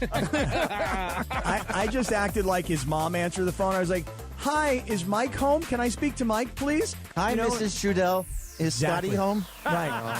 The morning show with Sedano and Cap. Weekdays starting at 7 a.m. on ESPN Los Angeles. The bikini debuted in July of 1948. Coincidentally, that's the last time I felt ready to wear one. Now your top reasons to visit Morongo. Appetite for Destruction plays the music of Guns N' Roses. Poolside playback, August 13th. Number 2. Summertime is pool time. Rent a casita with a private pool. And the number 1 reason. Don't pay high prices for gas. Morongo's Travel Center prices are the lowest price gas around. Morongo, good times. In a world parched for excitement, one drink will emerge. Twisted Tea, the refreshing thrill ride of flavor. Recreating its classic role as the hard iced tea that goes down smooth. Twisted Tea doesn't just taste like real iced tea, it's made with real brewed tea and a 5% kick of alcohol. Taste the adventure with Twisted Tea Hard Iced Tea. Keep it twisted. Twisted Tea Brewing Company, Cincinnati, Ohio. Please drink responsibly. Rich Eisen here with some advice. If high-interest credit card debt is grinding you down, it might be time to call an audible with a SoFi personal loan. It consolidates your debt into one low monthly payment with no fees required. And with as soon as the same-day funding, you can make the right play fast. Call an audible on your debt today at SoFi.com/debtplay. Loans originated by SoFi Bank N.A., member FDIC. Terms and conditions apply. NMLS 696891. Fast funds terms apply at SoFi.com/debtplay. And it is the DeMarco and Travis Afternoon Show, 4 o'clock hour, the 4 p.m. Waba Grill Happy Hour. Waba Grill's weekday happy hour now starts at 2 p.m. until close and is packed with even more flavor. Choose 5-piece dumplings, original or new chili crisp, or a boom boom taco. Boom boom bam! Paired with a value-sized premium Waba beverage, get both for just $5. Only at Waba Grill. The 4 p.m. Waba Grill Happy Hour rolls on the DeMarco and Travis Afternoon Show on ESPN LA. Marco, yes, sir. Brian Piccolo is in. Brian Piccolo added to the list. Yeah, another there we white go. running back that we've. I don't even remember how we got here, but in honor of Dean Connors. That's right, number 33. We are talking white running backs on the DeMarco and Trav There show. we go. Marcus Grant is here with us on a Monday, as usual. We're joined right now by Stu Jackson, who's a senior staff writer for the Rams.com. Stu, good to see you. Good to see you guys. So let me start with this. I asked DeMarco this a few minutes ago. I'll ask you the same thing. What are you most interested in, most excited by with this particular camp starting? Some new faces, some familiar faces. What's at the top of your list? It's really the new faces, especially on this defense. I mean, everybody was rightfully excited about the arrival of Trent McDuffie and Jalen Watson this spring, and then obviously the acquisition of Myles Garrett took that, to another level. And so I'm really excited to see, how that rush and coverage works together and, how they work together collectively, picking up from last season. It's the same as being on the ocean and you see a shark fin when you see him getting the 4 points. Pretty much, yeah. Yeah, it's like, I mean, the first rep he took, everybody was like, oh, my God. Right, it's a sack. I just wonder, besides that, anybody else on defense standing out to you right now? I mean, it's really the safety group as a whole and just the communication on the back end within that group, I would say. Cam Kinchins had a really great interception in practice the other day off of a deflection, I should say, that Jalen Watson made. So, you've got a lot of experience and playing time in that secondary. And so Cam was also somebody who caught my attention yesterday as well. I wonder what Chris Shula does with this defense and what this defense can do for him. Because if they play up to their potential, they're going to be top 10, possibly top 5, especially getting after the passer. So whatever happened this offseason, he'll be in line for one of those jobs again. Again, the McVay tree grows. That's just, wild. So obviously the elephant in the room, 99. We are also, I think the fans and everybody's sort of feeling like it's more of a win than an if. Win. I mean, the number of 99 jerseys that I saw at Rams Reveal live and now that I've seen even just through the first couple of days at training camp practice, it's like the fans are trying to manifest this. It's crazy. Who knows? I mean, Sean McVay, when he first spoke to the media at the start of training camp at Arrival Day on Saturday, he said, he generally doesn't know what Aaron will decide. He just knows that he's putting himself in position to make a decision about whether to come back and play. Obviously, that's something that's a really exciting development and something that's exciting to follow. But he's going to go through that process, the regiment, to see if he can get ready to play, and then we'll see what decision he makes. But it's wait and see right now, regardless of what he decides. Stu Jackson's joining us here on the DeMarco and Trav afternoon show. He's a senior staff writer for the Rams, and we were talking about the expectations of this team. And I know that the players and the coaches, they hate to talk about what might be coming up later, but as someone that's around them as often as you are, Stu, do you get the sense that they understand that this is not just a good team, this is not just a deep roster, but this is one of those times that you don't see a collection of talent like this all that often, that the expectations that come along with it, have you got the sense that they're fully aware of what everybody's expecting from them? Yeah, I think so. I mean, but I also think they have the right mentality and attitude as well.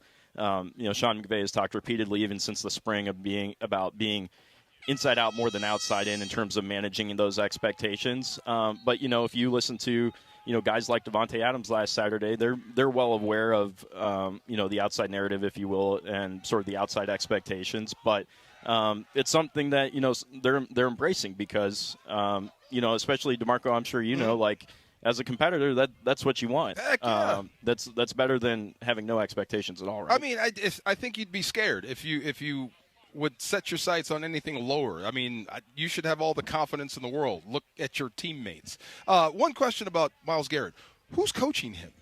Is he D-line or is he backer? So he's working with the edge rushers right now. He's working with the edge guys. Yeah. Oh, okay. Yep. But he's a down guy. He's listed as a defensive end. That's I mean, it's like I don't know how to call the front anymore. I've been trying to figure it out myself. I mean, it's a good problem to have. First of all, it's a great problem. But yeah, great problem to have. Yeah. But, okay. I mean, this was something that Chris Shula said back in OTAs in the spring. That look, it's similar to LeBron and Michael Jordan and those guys. Like, you're not going to take them out of what makes them successful. You're going to continue to use them in the ways that they've been successful. And so, obviously, it's a little bit different of a front structure in a defense compared to what he played in Cleveland. Yeah. But they're going to find a way to make it work, obviously. Well, I may get thrown off the air. If you send that thing backwards instead of towards the quarterback, I may cuss on air. Are you crazy? I doubt we'll see that. Obviously, Matthew Stafford, the reigning MVP, and a critical part to this team. At the same time, you draft Ty Simpson, understanding that you don't anticipate him having to play, but also knowing you got to get him ready just in case something like that happens. How do they balance sort of making sure Nine gets his reps, making sure Simpson can get enough to sort of be ready for if his name gets called? Yeah, well, that backup quarterback role in general is something that I'm really curious to watch, see how that unfolds in that competition here over the course of training camp. Because, I mean, it's a really important camp not only for Ty but also for Stetson Bennett as well. And Sean McVay brought this up in his first press conference of training camp on Saturday. He said that Stafford will get days 1 and 3 off, and then days 2 and 4 he'll be a go. And so those first and third days of that 4-day block or structure that the Rams have for practice, like those are the big days, especially for Stetson and Ty. And so, we'll see what that approach looks like as it unfolds the rest of training camp. But, yeah, it is certainly a really important training camp for both of those guys. It's the first 2 days, but Stetson looks locked in. Like he is really comfortable in that first unit offense. So one thing you love about him, he's not the tallest, he's not the biggest dude, but he ain't afraid. No, he'll walk not. up in there and run an offense for you. Stu, do you think that because, since Sean McVay's been here, which, by the way, that this is his 10th year here is hard to wrap your head around. It went by in the blink of an eye. He really doesn't play starters in the preseason, and he really doesn't play key backups very much in the preseason either. Will Ty Simpson be the exception to that rule? Do you have to get a few NFL reps under your belt before, if he actually is going to be the number 2 guy, do you think we might see him in one of those 3 games?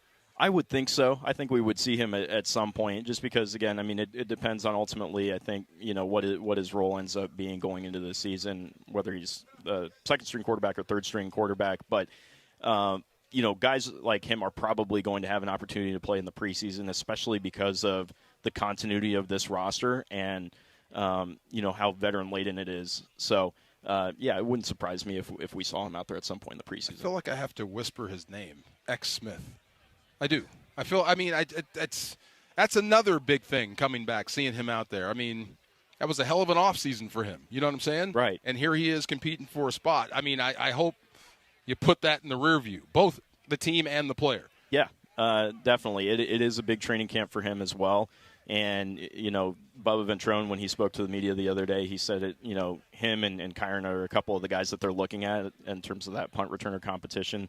We'll see if any other names get thrown in that mix as well.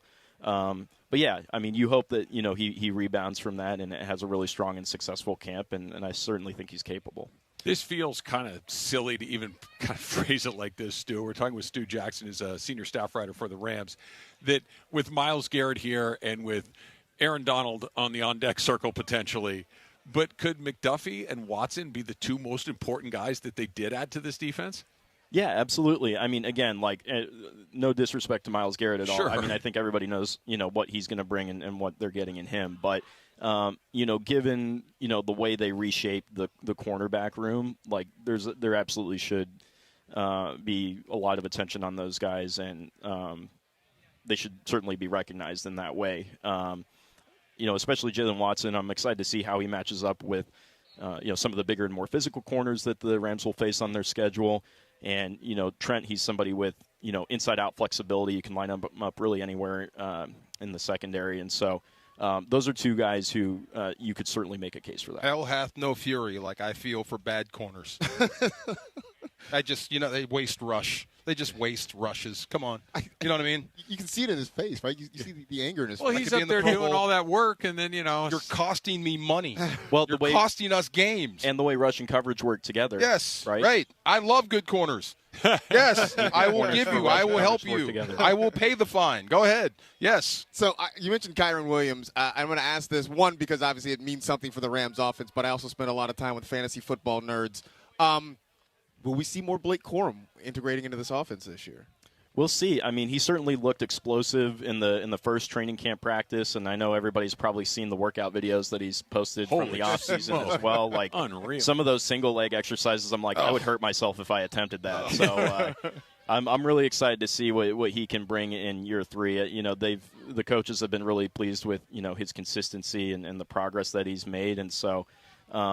If Kyron can pick up where he left off, and if Blake can, offer some of the same, that's a really great sign. I mean, collectively, they rushed for nearly 2,000 yards as a tandem last year. I think it was 15 or 16 rushing touchdowns total. So I'm really excited to see what Blake can do and what he can add to the rotation this year. We talked to Kyron. I mean, Kyron is probably playing the best ball of his life. You know what I mean? Like, he's seen it all now. He gets it. He was out here running barefoot. He said he was just gaining data about how the grass moves. That's so Kyron, right? Yeah. I mean, but when you think about it, Blake Corum behind him is probably, in a physical sense, he's his best self. You know what I mean? He's 25 years old. Yeah. He's not going to class. He's working out. He's working on his craft. Dude, you're going to face a hell of a challenge this year from Blake Corum. Absolutely. Either way, there's 2,000 yards out there for somebody. You know what I mean? Who's going to get the lion's share? We'll see. How many spots are up for grabs on this team right now? It can't be very many, can there? Yeah, it's like I said. I mean, I brought up just the continuity and how veteran-laden experience this roster is. Yeah. I mean, it is going to be a tough roster to make. I mean, and that was evident with how small even just this year's draft class was. So I'm really interested to see what that looks like, especially as we get later into training camp in the preseason. And we're already seeing that too, just with the way practice was structured even yesterday in terms of just. I don't remember the last time we got into 11-on-11 that quickly. No, got good work too. Right, good work. Indirect competition for jobs, as in the third edge rusher and the fourth tight end. Right, we got to keep one. Right, we're only going to keep one.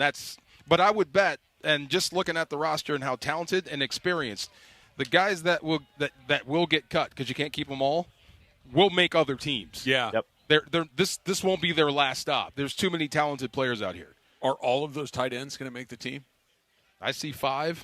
Yeah, I could see 5 for sure. I mean, even with as much as they used, Terrence and Colby and Tyler and Davis last year, I mean, I could still see needing the depth and needing a fifth, needing Max Clare and things like that. So who knows, again, what that offensive identity looks like, especially how much of that 13 personnel usage carries over. But part of the reason they moved to that was because of the depth they had, and then they added a tight end in the second round. So that seems pretty telling, right? But I don't think Tyler Higbee is ready to go.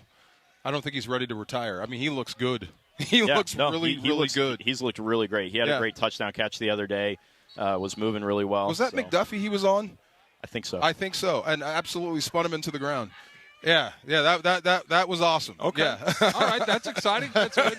Stu Jackson, senior writer for the Rams. Stu, always good to have you on the show. Thanks so much for doing it. Appreciate you guys having me on. Thank More you. laps, Stu. More laps. That's right. There you go. Brian Windhorst was singing my song on TV today, and I want to give him a little love when we come back. Okay. It's DeMarco, Trav. Marcus is here on a Monday on 710 ESPN.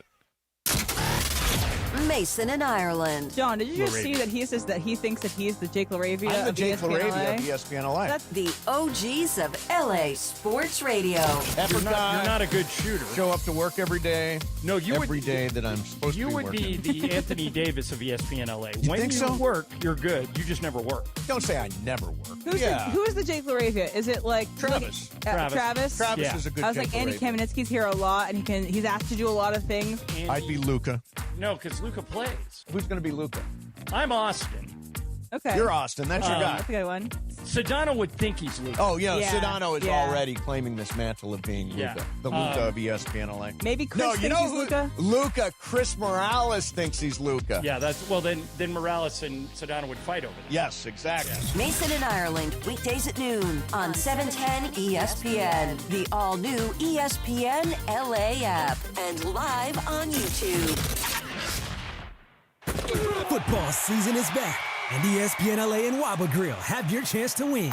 Tune in to the DeMarco and Travis Afternoon Show the week of August 3rd for the Waba Grill Trivia Question of the Day. Be caller number 7 with the correct answer, and you'll score a $50 Waba Grill gift card. Every daily winner is automatically entered into Friday's random drawing for an unforgettable VIP game day experience. Listen all week on ESPN LA. Waba Grill, an LA original. In a contracting business, you're either growing or you're grinding. Success is no longer about hard work alone. It's about using AI to accelerate impact. ServiceTitan is the only integrated intelligence that seamlessly automates your entire workflow, from first call to final invoice. Born in the trades, built for visionaries ready to stop operating and start automating. ServiceTitan, AI for the trades. Your ambition just met its match with Robinhood. You play for the win, not just on game day, every day. Channel that drive into your money. Robinhood puts you in control, all on one platform. You expect more from yourself. Expect more from your money. Get started today at Robinhood.com/yourmoney. Again, that's Robinhood.com/yourmoney. Your money, your move.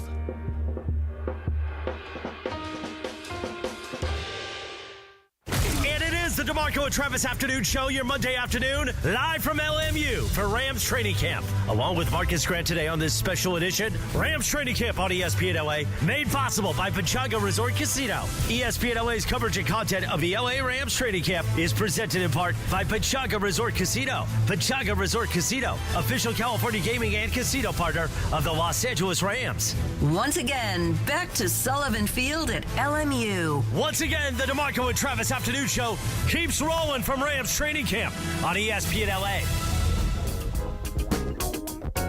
Here at LMU, the Rams are on the field for their second practice of the 2026 training camp. Joining us right now, the general manager of the Los Angeles Rams, Les Snead, joining us here on DeMarco and Trav. Les, thanks for coming on. Appreciate it. Hey, thanks for the invite. You got it. Of course. Open invitation all the time.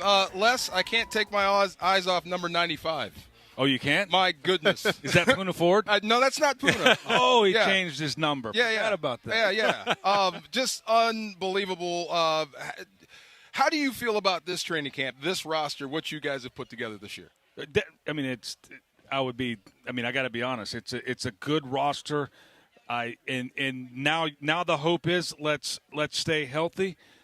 Let's not run into adversity, knowing that around the corner there'll be some. Mm-hmm. That's every NFL team's going to deal with it. But right now, on the flip card, it's a nice flip card. Now, you know what the flip card means? It's a nice flip card because what's been done in the past, we're in the present, and we got to go do it. And it starts with yesterday, and here we are. I mean, walk us through that moment when you realized that Myles Garrett was going to end up in Los Angeles. I mean, just it caught all of us by surprise. It was like a lightning bolt. What was it like inside the building for you guys? It was interesting. It wasn't necessarily a lightning bolt, mainly because we had been working on that trade for a little over a month, and knowing that it was going to – once we knew it was going to be post-June 1 or that whole June 1 for their cap purposes and things like that, it was kind of just drug out. It was like all of a sudden Christmas Eve lasted a month.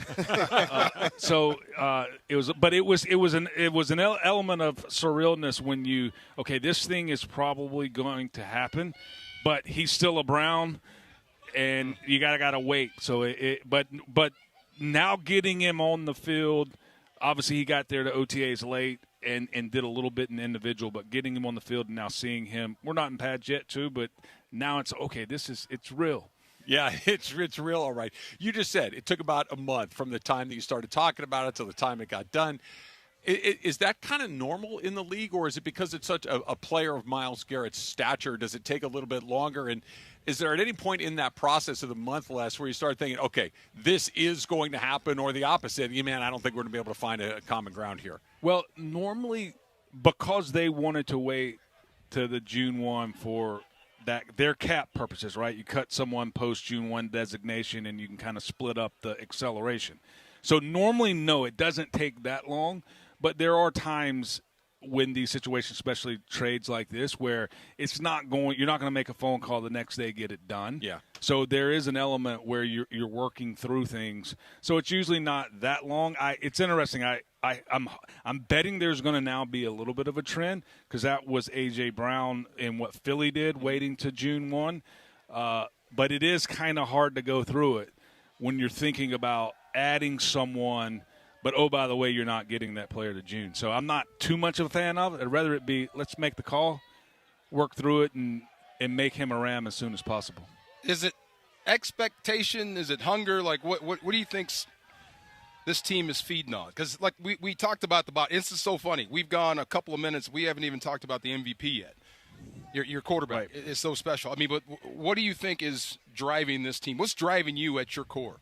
I think what's really driving us is let's take the efficacy of what we've done over the last few years, and especially retooling the defense, starting with a lot of players that had to come in and play as rookies, and now they're going into their fourth year.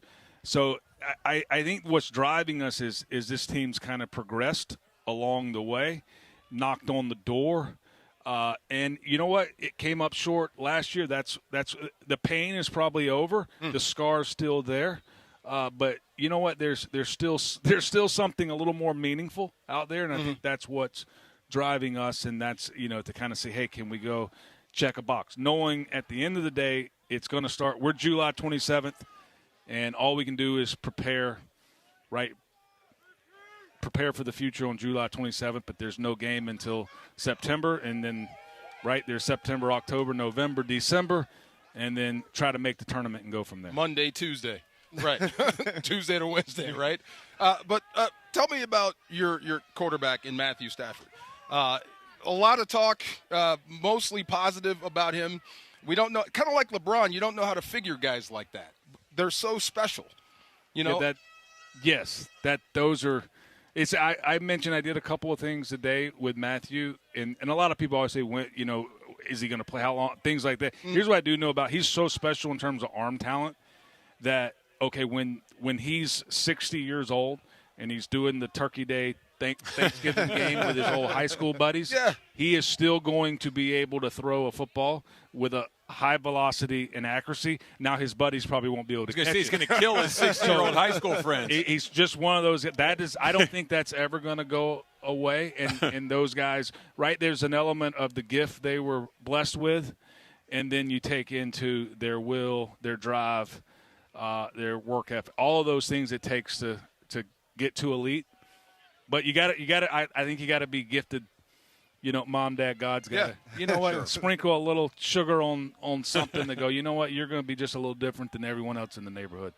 What has it been like working with Sean McVay over these years, too? Because we watch from the outside and we see how this team has innovated in terms of what they do offensively. Everybody talks about the tight ends and that sort of thing. But you also have the job of kind of building that thing with him. What has that partnership been like for you? It's going to – when it's all said and done and we're telling a story, it'll be however many years it's going to be. It'll be one of the more fulfilling chapters, adventures, journeys of my lifetime, because at the end of the day, he similar to Matthew, he's exceptional.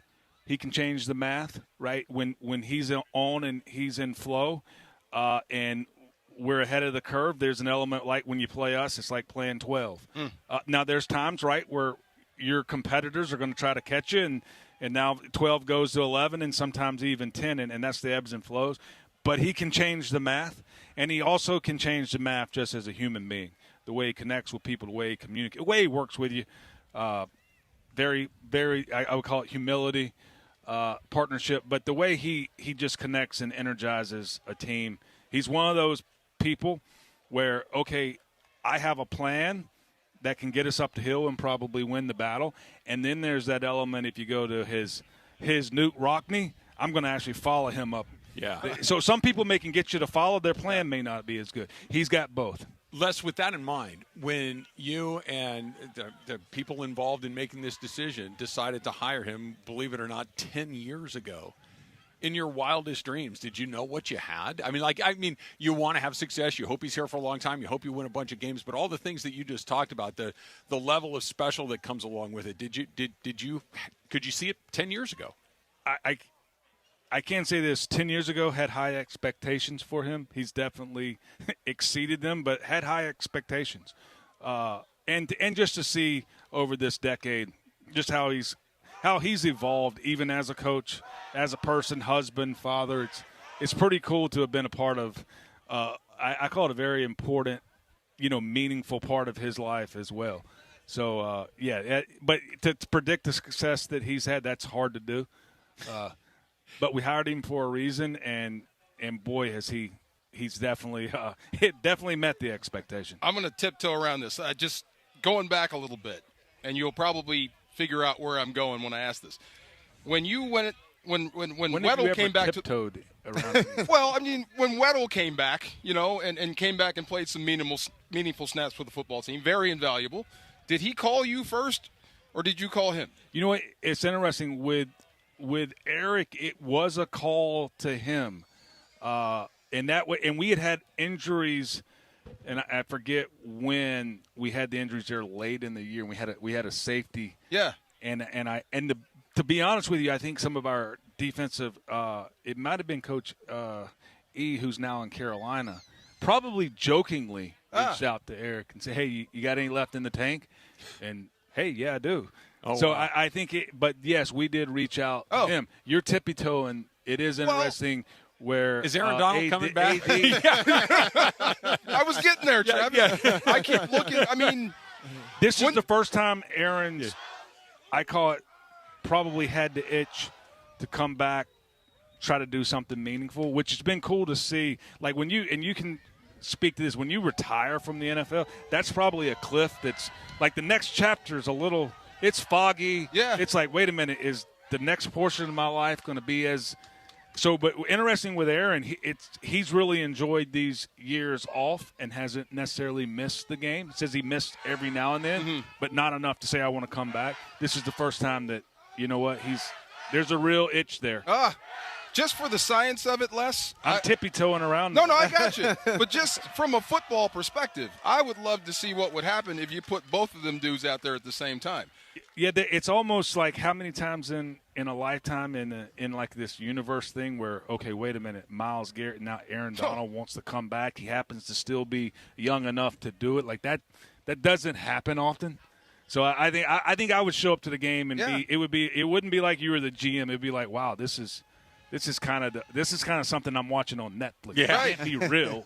Travis, like in baseball, like Myles Garrett has never really had protection. Well, I look, my brain is always stuck in Dodger mode for about 90% of the time. But when I see Myles Garrett, I think Shohei. It's like you got him away from one team that was not giving him what he needed. Great call. You're putting him on a team that it can support him with not just other incredible players, but the right coaches, the right environment, the right culture. And it just feels like whatever he can bring to this football, whatever he was doing in Cleveland was amazing. But I feel like he might just be scratching the surface with what he might bring here. Am I crazy, Les?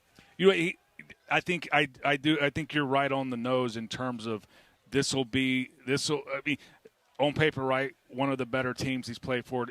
Chasing meaningful, having it is going to be interesting to see, right, how his game as an individual, right, what he does on the field as an individual and how that bleeds into, right, the type of defense that we can have. And again, like I mentioned earlier, have the offense when they're preparing for us go, wow, there's an element, okay, we're preparing to play 12 or 13 because he's going to change how people are going to protect.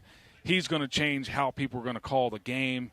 He's going to change. I mean, if we play 60 to 70 snaps, however many he plays, it's just it's a stress and drudgery day for the offense, and they just speed things up, and it's just one of those, great comparison with Shohei. Yeah. So take me through the idea, Les, of your mantra at times, the F them picks idea. How do you know when it's time to F them as opposed to let's use them? And is it what else is on your team? Is it the window of the quarterback? Is it all these things together at the same time? How do you know it's like now's the time to go? I think those variables are all very valuable. Again, there's an element. I go back to efficacy. Hey, the QB you have and the core you have, they need to know that they can win. And then at that point, I always say most teams, I think if you're starting somewhere, you're trying to build. And let's say you're a team that hadn't been to the playoffs, hadn't won in a while. You're trying to build. You're trying to break through. You had that breakthrough year. It's almost like that Cinderella year. And maybe you go and play a wild card game and lose, but everyone's happy because you broke through. Then I say in sports, you move up to that next level of the video game, right? And you talk about the Dodgers. They're kind of in it. Yep. Like just getting to and that's just reality, right? You've now moved it, and the expectations are reality because they're realistic expectations. So I think, right, you got to have that, and then you go, okay, we're only going to be in this moment. That's just how sports is. I know fans would love it to last like every season, every year. Sure. That's just not going to happen. So, okay, once you're there, how do you take advantage of that, right? And that's what you do. And then there will be a time where, wait a minute, we're not quite there yet, and we got to retool, and then you got to go earn it and begin the process all over again. And then with the goal of being in that window again where, okay, is that the biggest challenge, is to be good today but don't be prepared for tomorrow at the same time? I've always been enamored with the ability to what you have done. Again, back to the Dodgers, that we have one of the better rosters now, but we also are set up for what's coming, whether that's a year from now, 2 years from now, 5 years from now. Yeah, I think that is always going to be a challenge because I always say it's like dosages of what you can do. And there's going to be an element where when you're in a window, like the present's always going to get the most amount of dosage, right? This is the moment we're in. This is the present. So how do we make the most of this, especially with a Matthew Stafford, especially with our roster? And then you also need to, I call it, right, save for the future, right? It's that you got to put some money in the 401k, yes, and prepare for that. A little bit harder to do, but we're used to it. There are a lot of times we draft players that are going to have to. Hey, come in, earn equity, not necessarily start right away. There's been a few along the way, and when we were told on defense a few years ago, we were kind of forced to play them. Mm-hmm. But for the most part, right, a lot of times with our draftees, you're thinking that like, okay, this is where they'll be there. We may have unrestricted free agents. They may, if they earn their equity, they kind of replace them in the future, things like that. I've been watching 15, Ty Simpson, ever since camp opened.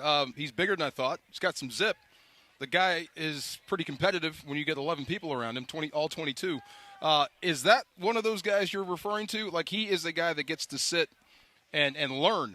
Or just kind of take me. I guess the only negative shot people take at him is he's only got 15 starts. Can you tell us beyond those, like about his development at Alabama and how you see him developing out here? I think at the end of the day, he's fortunate.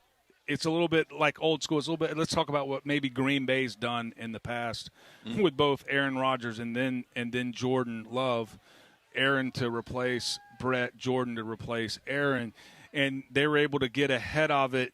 The positive is, right, you come here, you earn equity, heck, you earn confidence, and even we've seen Stetson, who's been around here. And you watch how he's playing in this camp and through OTAs, right? He probably couldn't have done that as a rookie, but 3 years in, he can. So that's the vision that you have with Ty, and that was one of the reasons we did it, right? Is here's what I do know, especially with the Sean McVay offense, you're going to, for a quarterback, whenever there is a transition, however many years that is away, it would be harder just to bring someone in and, hey, here's the playbook, and then place, however many months later. It would be a lot better to have been around, and then you at that point you make the transition. 401k, there you go. One more thing about compound interest, right? Yeah, absolutely. And it's boring. Got to wait. Yeah. Got to wait. Play it today. Yeah. Pay yourself first. Yeah, right? You play it too soon, you get docked. Your tight end position. Did you kind of fall into that, having that many good tight ends, big tight ends, or was that the plan? You know what? It was. I would say this: there was an element of planning there. Yes, falling into it, right? The fall into is all of them worked out, and then as Sean made the transition last year to more 13 for many variables, as he thought that would give us an edge on Sundays, then it became a little more intentional. Okay, and it's why we drafted Max this year, and we got 5 tight ends on the roster. Most teams in the NFL looking for a tight end has called us, but the reason we found out really quickly last year that, hey, you need 5 tight ends. If you're going to play 3 on game day, you need to probably have 5 that can go in and play based on attrition or injuries or what have you. Because I can say this, let's just say 50% of your game plan is 13 personnel, and you have an injury, right? And let's just say you go into a game, you only have 4 on your roster. You go into the game you have an injury. You go into the game with 3. If there's another injury, then 50% of your game plan is out the window that game. So there's you got to be intentional with it now. Rams General Manager Les Snead joining us here on the DeMarco and Travis Afternoon Show. Les, thanks so much for your time. Really appreciate it. Enjoyed it. Good stuff. You got it. Yes, sir. We'll talk to you again soon. All right, Rams training camp is back, and ESPN LA's coverage and content is presented in part by Pechanga Resort Casino. Play your perfect combination at Pechanga Resort Casino, official California gaming and casino partner of the Los Angeles Rams. Visit Pechanga.com or call 888-PECHANGA for reservations or more information. A little tip or no tip coming up next. Then we're going to talk about all the things Les talked about. That was fantastic. I'm more. Want more. We'll get into all of that. Tip or no tip coming up next. You know, in sports, you got to have the right team in your corner. Same goes for after an accident. That's why when people ask me who to call, I say it's easy. I tell them to call my guy. I got a guy. Attorney Big Al. Big Al's been helping accident victims across California for more than 15 years. He's an LA native, a huge sports fan. Wait till you hear him go. And he knows that after a crash, things get overwhelming fast. Between dealing with insurance companies trying to rip you off, trying to get your car fixed, trying to find the right doctors if you're hurt, it can be a lot. It can turn your whole world upside down. That's where Big Al and his team will step in for you. So lock this number in your phone. 1-800-HURT-123. 1-800-HURT-123. They'll help guide you through the process, protect your rights, and help you understand what you may be entitled to. And here's the biggest thing. Don't let the insurance company call the plays. Call 1-800-HURT-123 or visit attorneybigalca.com. Attorney Big Al's attorney Ken Klein, based in Los Angeles. Are you ready to make a difference for the environment while helping the visually impaired at the same time? Then donate your vehicle to Heritage for the Blind today by calling 1-800-983-6530. Every donated vehicle will either be properly recycled in an eco-friendly manner or given a new life through reuse. Donating your vehicle is easy. Simply call 1-800-983-6530 and Heritage for the Blind will do the rest. They'll even arrange for your vehicle to be picked up at no cost to you. And for a limited time, when you donate your car, you'll receive a $200 restaurant voucher and a 2-night, 3-day hotel stay at one of 50 locations. Call 1-800-983-6530 right now to schedule your vehicle donation and make a positive impact on the environment while helping others. Heritage for the Blind, where every car donation counts and every person makes a difference. Call 1-800-983-6530 now. This advertisement is paid for by Heritage for the Blind. It's around 4:45 in the Southland on the DeMarco and Travis Afternoon Show. You know what that means. It's time for Tip or No Tip, presented by Attorney Big Al. Tip or No Tip with producer Laura. Tip or No Tip, presented by Attorney Big Al. If you get in an accident, tip the scale in your favor. Make Big Al your first call. Don't go at it alone. Call 1-800-HURT-123. That's 1-800-HURT-123. Or visit attorneybigalca.com. And now, with Tip or No Tip, here's producer Laura. Chris, it's a beautiful day out here. I was Gorgeous. expecting it to be really humid and hot, and it's not. But shout out to Big Al. I don't have my keys, but DeAndre. You're just the sidekick here? I needed to get that today. All right, guys. So this one's a personal one, and hopefully you guys can agree with me. So as you guys know, my niece has been spending a lot of time with me, and she is missing a lot of key movies. So over the weekend, we had a movie kind of day where she saw a lot of like my classics, like the Goofy movie and other movies that I absolutely adore from Disney and, you know, different genres. But I did judge her for not seeing certain. Granted, she's 20, but still, her mom is around my age.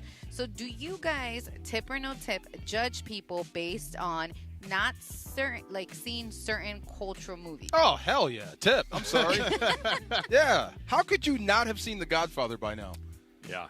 There's certain people that haven't, though. Right. Those, So I weird. need to know who they are and where they are at all times. I mean, I think it's when you reach a certain age, right? Like, I mean, you know, you said your niece is, what, 20? She's 20. She's about to turn 21, though. Okay, I mean, but I think, you know, there's some movies that, you know, at 20, like, okay, I get it. You probably haven't seen this. But, like, you know, when you reach a certain age, there are certain movies that should have hit your list by this point. So Thank you. Yeah, I get Yeah, you. Star Wars. It's tip for me, too, because there are just things, even if you are not, for instance, a science fiction fan or a Star Wars fan, it's part of the collective culture to know who Luke Skywalker is, to know who Darth Vader is. Like, even if you don't like the movies, you kind of need to know. The Godfather is another perfect. Like, Michael Corleone is not a movie character; he's like an American icon. Like, you need to know who these people are. So yeah, there's when you have like a big miss, it's always. It's either intentional because you want to be that guy who says, "Oh, I've never seen it," or there's something about your personality that's missing. Yes. Is DeAndre in there? Yes. He's never seen a Law and Order. There's something wrong with that. I still think he has. Well, Yeah. he has There's to. I mean, Cam and I have been trying to get DeAndre to watch Purple Rain for a couple of years now. And Another one. Happened. Wow. Okay. Yeah, well, you know, as you guys were talking about this, I kind of had to slap myself silly because I haven't seen Star Wars. But I do get the references because I know enough about the movies, but I haven't seen it in entirety. Anyways, moving on. So I have talked about my love for Buc-ee's when I went over to Texas. I still want to go. But John Oliver has picked a fight with Buc-ee's. I don't know if you guys saw. After accusing the gas station of bullying small businesses with aggressive trademark lawsuits, they tend to go after other places that have animal mascots. So on last week, he launched a parody of Buck Off merchandise featuring squirrel mascots designed to bait Buc-ee's into suing him. Oliver says he's ready for the legal battle, and if Buc-ee sues, the proceeds that he thinks he would win will go to Hunger Free America to become part of this story. So tip or no tip, Buc-ee should just laugh this off instead of calling the lawyers and not put any actual media to it. Tip. I mean, I just think doing this, it looks bad on them, right? Especially when you're being baited into it. When you have a comedian who's going to make fodder of it one way or another, regardless of what happens. This feels like a no-win situation for Buc-ee's. This is one they should probably just stand down. I agree with Marcus, but I want to add one thing to it. Unless they go into it with good humor. Unless they go into it with hey, let's do this together. Let's make a big donation to what that I forget the charity that you mentioned, Laura. Let's do this. That I'm not really coming at you, but I understand that you are trying to bait me into this. So I'm going to come in here with my defenses down. Let's raise some money to give some people something to eat. Then they could actually come out of this with a little bit of a win. But to Marcus's point, you want to pick a fight with somebody like John Oliver, you're going to lose. Good luck. You might not lose the legal battle, but you're going to lose the PR war. Is that like McDowell's and McDonald's? Yes. Oh, okay. It's Hunger Free America, by the way. Okay, gotcha. All right, so this one caught my attention because we have chases all the time around LA. So a driver led a 45-minute chase and topping 135 miles per hour, then casually pulled over to a gas station to fill up before taking off again. Officers backed off enough and the helicopter while they were tracking that it gave them time to gas up. The chase did end with the suspect ditching the car and trying to escape on foot. So, tip or no tip? I have never seen... Tip or no tip, I have never seen a high-speed chase driver actually escape the cops. I think I have. A couple of times, right? I have never witnessed one. Tip, I think I've seen some guys outrun. I mean, maybe not in this state, but I've seen guys outrun cops. I feel like I've seen them pull into like big parking garages, and once the eye in the sky isn't on you anymore, and you can disappear into a crowd of people, you've got a little bit of a chance. But no, I not very often. I can't tell you one off the top of my head, but I feel like I've seen that. Maybe I saw it in a movie or something. Driver, right? Yeah, that was Driver. Yeah, I remember he escaped at a Clippers game. Yeah, you guys remember Carmageddon, right? When they shut down the freeway and everybody stayed home for a couple of days. I remember there was a chase that weekend, and I watched it. And because there was literally no one on the freeway, it just kept going. And I think I turned it off. Maybe he got away. I have no idea because the cops weren't getting close. There were no other cars to slow the guy down. He just kept rolling along at 95 miles an hour to the point that it's like, well, I'm going to go to bed now. I've never seen one live though. Like anybody go by me. One time for me. One time? Yeah, One okay. time for me. I had them come, and all of a sudden, you just kind of drive. We all kind of go into that trance when you're paying attention, and all of a sudden, autopilot. I see nothing but red flashing lights in my rearview mirror and a sea of police cars chasing this. One guy. Wow. Okay, so kind of piggybacking off of that, Trav. So I've actually never been in that situation where one's past my mom because my mom lives off the freeway, and I was like, oh, there's that and that, right? But don't you get worried when you see a lot of cop cars kind of coming your way, but then there's nothing? It's just like I've had maybe 6 or 7 kind of coming hot, and we're like, oh, my God, what's going on? And it was just them coming in hot. When they go hot behind you? Yes. I'm like, is it me? And then they pass you up like, oh, thank God. Yeah, you just, that temporary. No. I'm going to have to go to traffic school. Right, no doubt. Yes, sir. I learned do not brake, take your foot off the gas. Like, someone's like, do not brake. And coast, yeah. Not trying to put that out there. One more for you guys, one more before we have to hit the break here. So a New Jersey wrestling well, he's not a teen, but they're calling him a phenomenon. Anthony Knox won a 4th straight state title after a judge overturned his so they're trying to strip his title, after a judge overturned his disqualification stemming from so he went into the stands, was in a brawl, and they're trying to strip his title. Knox says he jumped in to protect his family after his father was attacked while critics argue that the rules are the rules and he cannot have his title. So tip or no tip, if someone attacks your family, all sport rules are off. I'm going up the sand. Oh, that's tip. Yeah, no doubt. That's an easy one. That's an easy tip. Yep. That's tip. Yeah. Even though you know your title's going to be gone, right? I wouldn't even think about it. Somebody's in trouble. That's fine. Yeah, somebody needs help. That's fine. Yeah. I don't understand why they're. I mean, I get it. It's the rules. It's the rules. It's the rules. So I'm fine with them, taking the title because that's the rules. But at the same time, like if it's me, protecting my family, my friends, probably more important. I should have sent that to you. It was a little league, girls softball, baseball, whatever. It was a girl hits a walk-off home run to win whatever championship, and the umpire called her out at home because somebody touched her before she touched home plate. Yeah, that's crap. But that's the rules. Right. It is the rule. It is also the reason why umpires are universally loathed because that's not the spirit of the rule. Right. So, you could considerably take someone to jail for jaywalking if you want. They broke the law. I don't think you can in California anymore. But it's just one of those things. It's just come on, man. You can let that go. You can let that go. There was a guy, not unlike what you were talking about. This guy hit a walk-off home as a college baseball game. I think it was LSU is the player. LSU is SEC baseball. It's real high-level college baseball. Guy hits a walk-off tank to win the game, and he turns not to one of the opponents, turns to his own dugout, and he's doing this let's go, jumping around. He's amped. He's college pumped. Kid He's excited. happy. I hit a home run. I won the game for my team. I'm fired on my teammates. The umpire from home plate runs alongside of him down the first base line, screaming at him to get going. It's bro, what are you doing? Relax. Just let the kid hit a home run to win the game. He's not showing up anybody. Yeah, no. Ugh. That may be, we'll leave We'll get back to that. Tip or no tip is brought to you by my guy, attorney Big Al. If you get into an accident, tip the scale. Get it? Tip the scale in your favor. Make Big Al your first call. Don't go at it alone. Call this number, 1-800-HURT-123, 1-800-HURT-123, or attorneybigalca.com. All right, we're going to have a conversation with Matthew Stafford coming up before the end of the show, and I just saw something with Sean McVay that I have to go over with you, DeMarco, because it was pretty awesome. Oh, yeah. I loved everything I just saw. That's coming up next. Marcus is here on a Monday on 710 ESPN. The home of the Lakers. And now the home of the Rich Eisen Show. Weekdays 9 a.m. to noon. KSPN Los Angeles. A Good Karma Brands radio station. The bikini debuted in July of 1948. Coincidentally, that's the last time I felt ready to wear one. Now your top reasons to visit Morongo.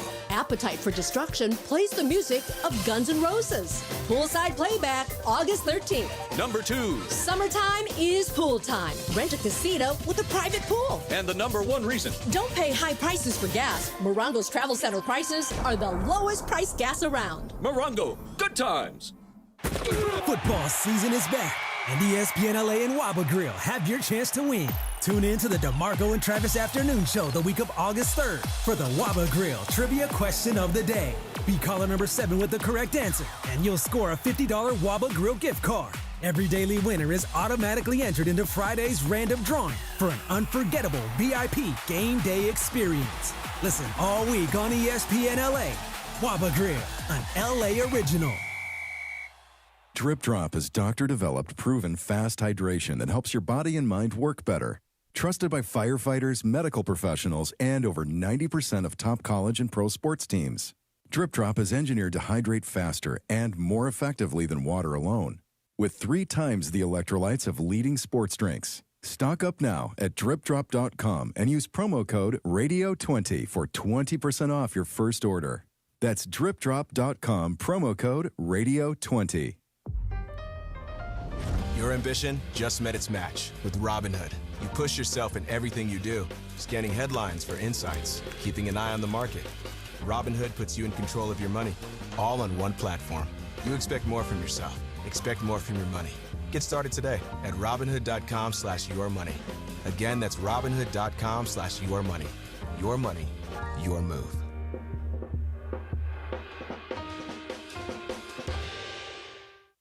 And it is the DeMarco DeMarco and Travis Afternoon Show, your Monday afternoon, live from LMU for Rams Training Camp. Along with Marcus Grant today on this special edition, Rams Training Camp on ESPN LA, made possible by Pechanga Resort Casino. ESPN LA's coverage and content of the LA Rams Training Camp is presented in part by Pechanga Resort Casino. Pechanga Resort Casino, official California gaming and casino partner of the Los Angeles Rams. Once again, back to Sullivan Field at LMU. Once again, the DeMarco and Travis Afternoon Show keeps rolling from Rams Training Camp on ESPN LA.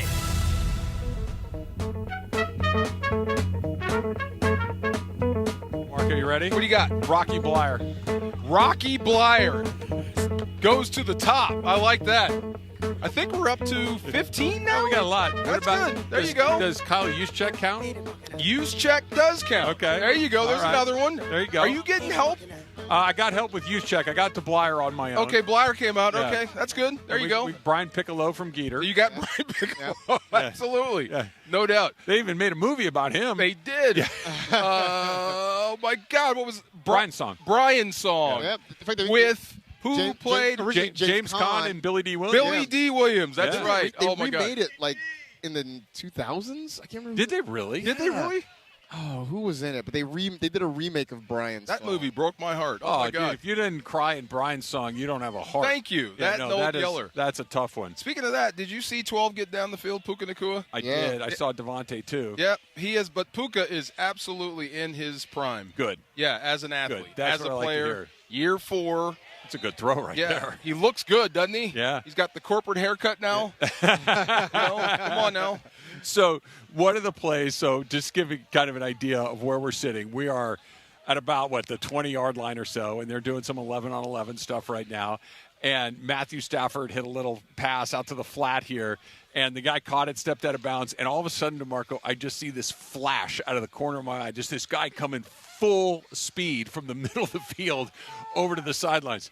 It was Sean McVay. Oh, Brenton? Yeah, okay. And he was so fired up, and he was, he's dapping his guys up. He's having a great time with it. But you tell me, I have not been out to a million NFL practices the way. Is that as unusual as it feels like with that just amount of energy and enthusiasm and just, the ability to do it because he's still young, he's still physically fit, all that kind of stuff? In that package, absolutely. There's some young guys that run around and scream. They don't have the background. They don't have the gravitas, but they try to be as energetic as him. Like Andy Reid can't do this because he's not physically able. Right. So he yells more. So this is, like I said, you think of a more mobile version of any great head coach you've ever seen.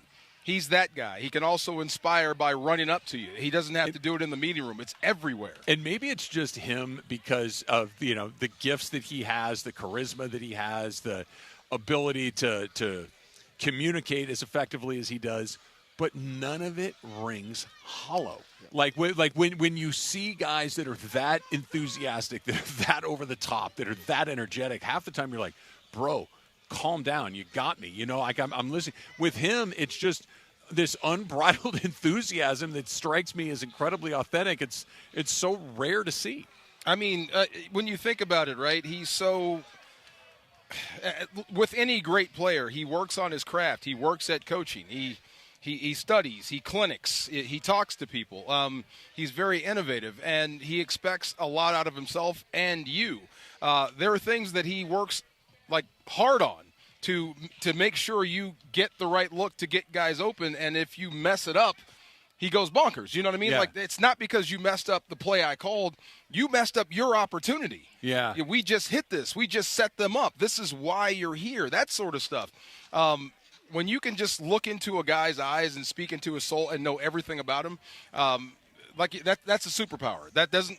Not everyone is like that or has that. I think it's been interesting, too. You talk about him being here 10 years, right? I mean, there was a point when he was – he was younger than most of the guys on the roster. Yeah. At some point, to kind of watch, to see where he was and how he came in and had such immediate success, but to see, as Les Snead talked about, him kind of grow as a person, both personally and professionally, right? From being this young guy to now being a family man, but all the while continuing to grow his craft. I think it's an intriguing evolution that you don't get to see on the professional level very often. This is true. No, it's really unique. And then you look at the 10-year, I guess it's 9. This will be his 10th year. The 9 years that they've put on the board, there's been one season that wasn't good. And it was very easy to understand why it wasn't good. It wasn't that he lost the room. It wasn't that they figured out what he was doing. Half his team was in the trainer's room. It's just like, what do you want me to do? You know, at some point, you can't scheme through that much stuff. But other than that, there really hasn't been a misstep. There's a play call here or there, and he always takes responsibility for that, or at least he's covering for whatever responsibility it was. But there's never been a moment in 9 years where he kind of, other than of his own choice, where maybe there was that brief flirtation with whether he wanted to keep doing it or not, that was, man, has this run its course? Over 10 years, that never happens. How much longer do you think he's here? McVay? Yeah. As long as they're paying. You know, as long as he's having fun, and I think he is, and I meant that seriously. I mean, you are living in California, you know what I mean, and you're having success. But there's a lot to it. At some point, there's going to be other things that come knocking, other, worlds to conquer for him. But as of right now, I think he turned that corner when he was trying to decide what to do. He's rejuvenated. He looks better than he did 5 years ago. He looks better than he did 10 years ago. You know what I mean? Yeah. Most guys age the other way. He seems to be getting better. So he's got a line of people that want to come coach with him. If this team has success, he'll probably lose a few more to the head coaching cycle again, hiring cycle again. Like we said, some of these players that, especially at tight end, they could start for other teams. There's so many things that you can do with the way Les and Sean are in simpatico, building a football team and coaching and getting the best out of players. Les said at some point it comes to an end, but not anytime soon. You know what I mean? There's young guys, there's young players, there's more talented guys. You can still get more out of Stafford, so it seems like they have a good plan for the future. So, yeah.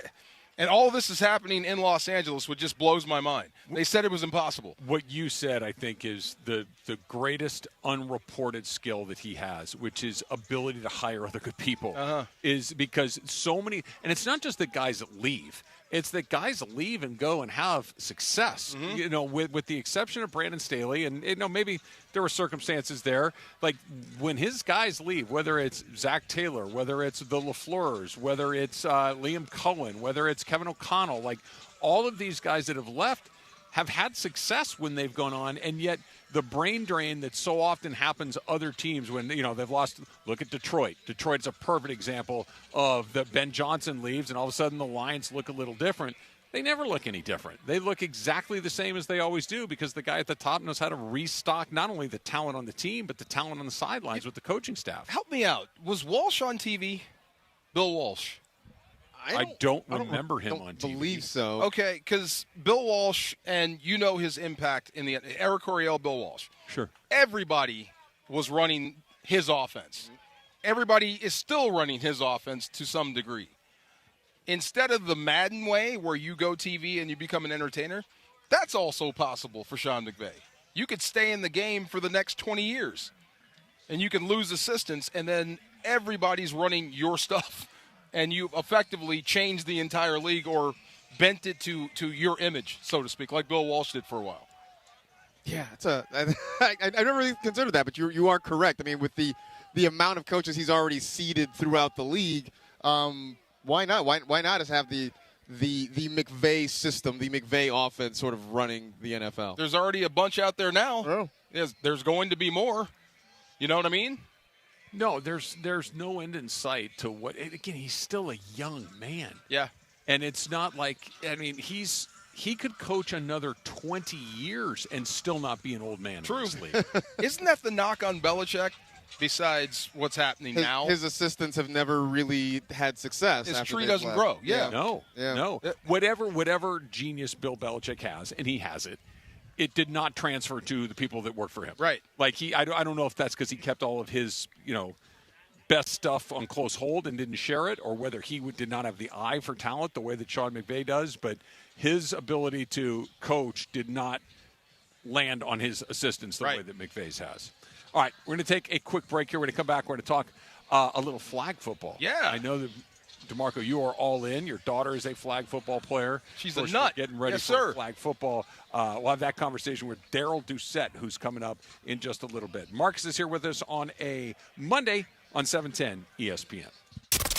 Mornings in LA start with Sedano and Cap. Yeah, my daughter yesterday, she came home and she brought in like this giant challah. And then she made challah French bread. Toast. Weekdays starting at 7 a.m. on ESPN LA. Challah French toast. What's challah? Like, it's not like challah. It's more like challah. So it's like a Jewish style bread, like a big loaf of bread. And the challah is a big deal for the holidays. It's kind of it looks like a trenza. It looks like a trenza, but it's bread. I was going to describe it a little differently than a trenza. I was going to describe it looks more like a football. You know, it looks like a football in a plastic bag. Laces the football, right? Yeah, that's right. I got it. She actually put Nutella on the French toast. Bergie, that's not kosher. Sure. Yeah, really? I don't think it's not. Did you put butter on it though? I did put a little butter on the French toast. Was it kosher butter? No, I don't know. It was Lando Lakes. I don't know. The Morning Show with Sedano and Cap. Weekdays starting at 7 a.m. on ESPN Los Angeles. Win big every week on the official Lakers app. This is your chance to win autographed items from your favorite players, the best Lakers clothing pieces in the game, and so much more. Lakers app drops happen every Tuesday from 4 to 5 p.m. Pacific. All you have to do is have the official Lakers app downloaded and enter the sweepstakes once each drop is live. Make sure to have it downloaded now and tap in the notifications to ensure you get your entry in. Download the Lakers app for free now. This is going to be fun. I like this. It's DeMarco Farr and Travis Rogers. Isn't it cool? It's so good. Afternoons with DeMarco and Travis rolls on. Hey. Why are you laughing? Back to the guys. NFL football right out here to our front. We're going to talk with Matthew Stafford coming up in just a little bit. But flag football, of course, is gaining steam every single day. And right now, we are joined by Daryl Doucette, Hoosh, yes, who, of course, is the starting quarterback for the men's national flag football team. Hoosh, good to have you on the show. How are you? Good. Let's turn that thing on. There you go. There we go. Oh, all set. You're good, man. Appreciate y'all for having me. Yeah, for sure, for sure. Where did Hoosh come from? Of course, TJ Houshmandzadeh. Back when I first started playing flag, he was with the Bengals at the time. I know that's a while back, so that tells you my age. But, yeah, I was just a guy out on the flag football field, my hair in a ponytail. They didn't know who I was, and they said I looked like Hoosh, and I just kept the name ever since. That makes sense. You kind of look, now I'm thinking about it. Yeah, I could call you Hoosh. We're about to talk to Stafford, man, from one quarterback to another. I mean, when you see guys like him, you have to be impressed with how he throws the football. I mean, we know since he was at Georgia, the arm strength he has, that's one of the main things that I get excited to come out here and watch, just him sling the ball down the sideline to Puka like he just did. Those are throws that I know I can't make, and I know where to stay in my lane at, and that's what I was going to ask you. I mean, if we gave you some pads, could you go out there and compete? I can guarantee you one thing about that. I will go out there with as much heart as possible, but every single play I will be consistent from running for my life. Okay. I don't want to get touched by any of those linemen, especially Myles Garrett. Did you see Myles Garrett? I mean, I'm seeing him right now. So, yes, I've been up close to him. He's like 2 times my size and height, and don't even say weight. So, yeah. I don't think he's aiming for flags. No, he's not. No, he's not. Hoosh, we know we've grown up with NFL football and what makes a great NFL quarterback. What makes a great flag football quarterback? IQ of the game, being a student of the game, being a leader, of course, and just understanding your offensive calls, what the defense may or may not be doing, your reads. For me, I was blessed with the ability to kind of be active as far as running. Not everybody has that ability, but I think that's one of the best traits that I was blessed with, was to be able to play quarterback but also be able to move around like a Lamar Jackson. I'd never seen anything like you when you run and you drop your butt to the ground and keep running. That's impossible. No.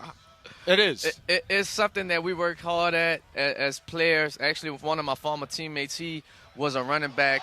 Oh, great catch, Puka. One-hand catch. One-handed catch by Puka. He actually played running back and tackle, and he was the first guy I seen drop his hips.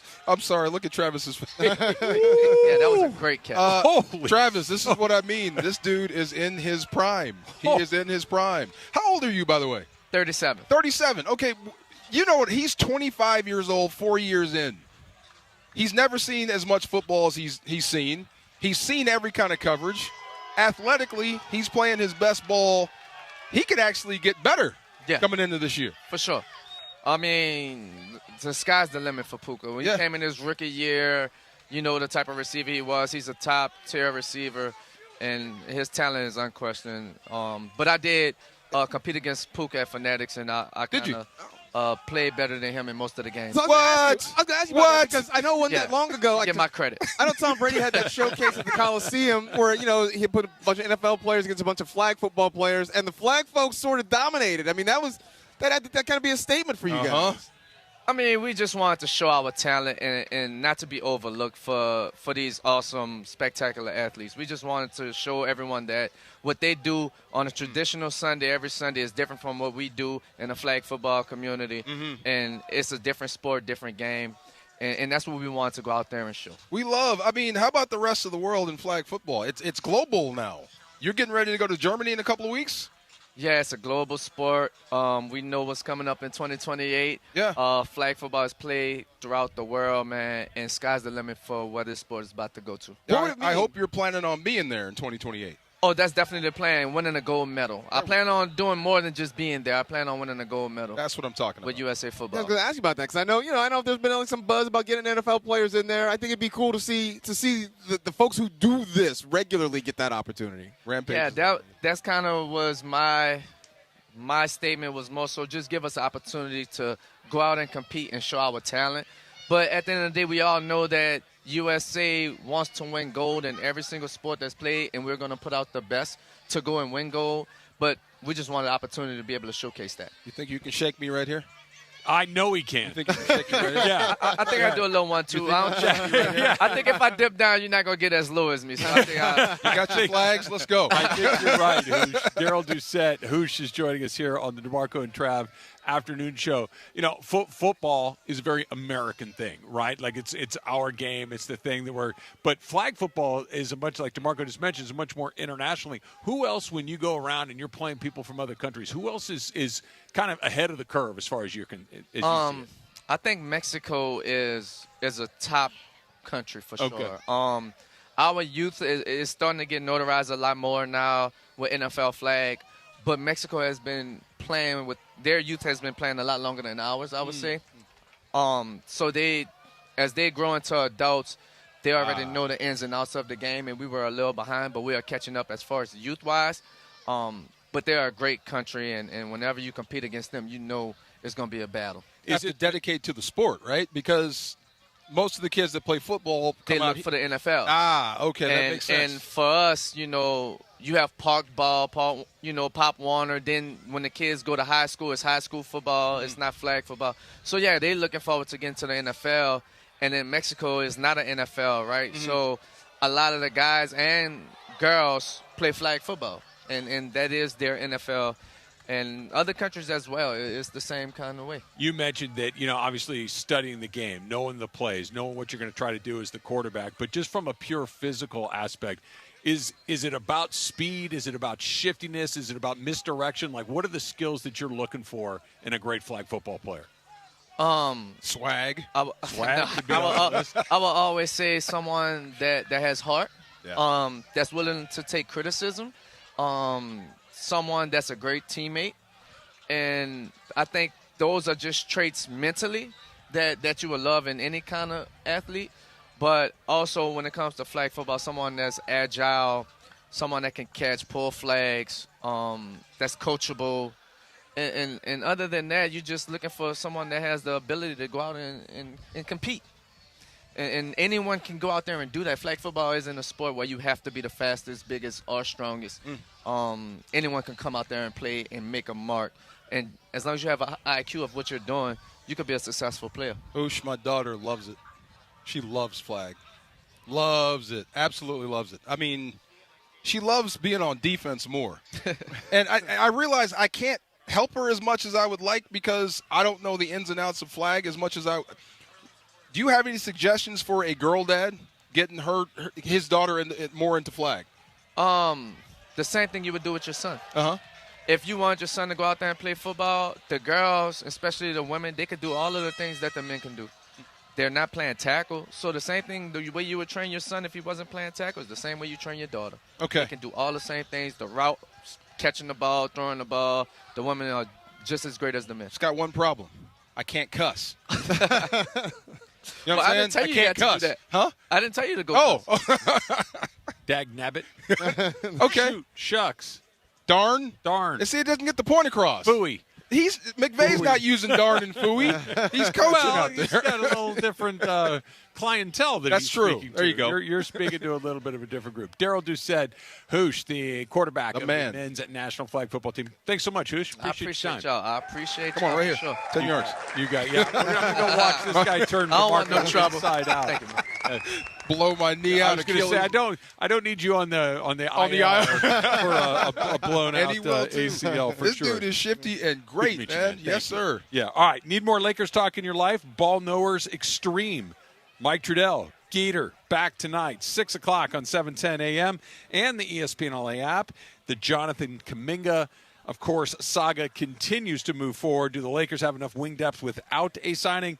They are all over it tonight on Lakers Talk. We are still in holding pattern for Matthew Stafford. He's going to join us before the end of the show. And I still, DeMarco, want to kind of go over everything that we talked to Les Snead about. Let's That's do all it. coming up next. It's DeMarco and Trav. Marcus is here on a Monday on 710 ESPN. Mason in Ireland. What is John thinking about LeBron going to Philly? The OGs of LA Sports Radio. I think they're going to be absolutely loaded. If they stay healthy, I think they're going to win 55 or more games. And I now think they're the team to beat in the East. I don't know if they're good enough to beat San Antonio or Oklahoma City or maybe a surprise rising team out of the West like the Lakers or Denver or Houston, but I think they're going to win the East. What do you think? I think they are going to be in the Eastern Conference Finals and could very well beat the Knicks. That would be a great Eastern Conference Finals, by the way. John, this has a super team kind of look to it. Those 5 starters, if you count Embiid being healthy, that is a dynamic starting lineup. Now, I would imagine that it's going to take some time. Mason in Ireland, weekdays at noon on 710 ESPN, the all-new ESPN LA app, and live on YouTube. Football season is back, and ESPN LA and Waba Grill have your chance to win. Tune in to the DeMarco and Travis Afternoon Show the week of August 3rd for the Waba Grill Trivia Question of the Day.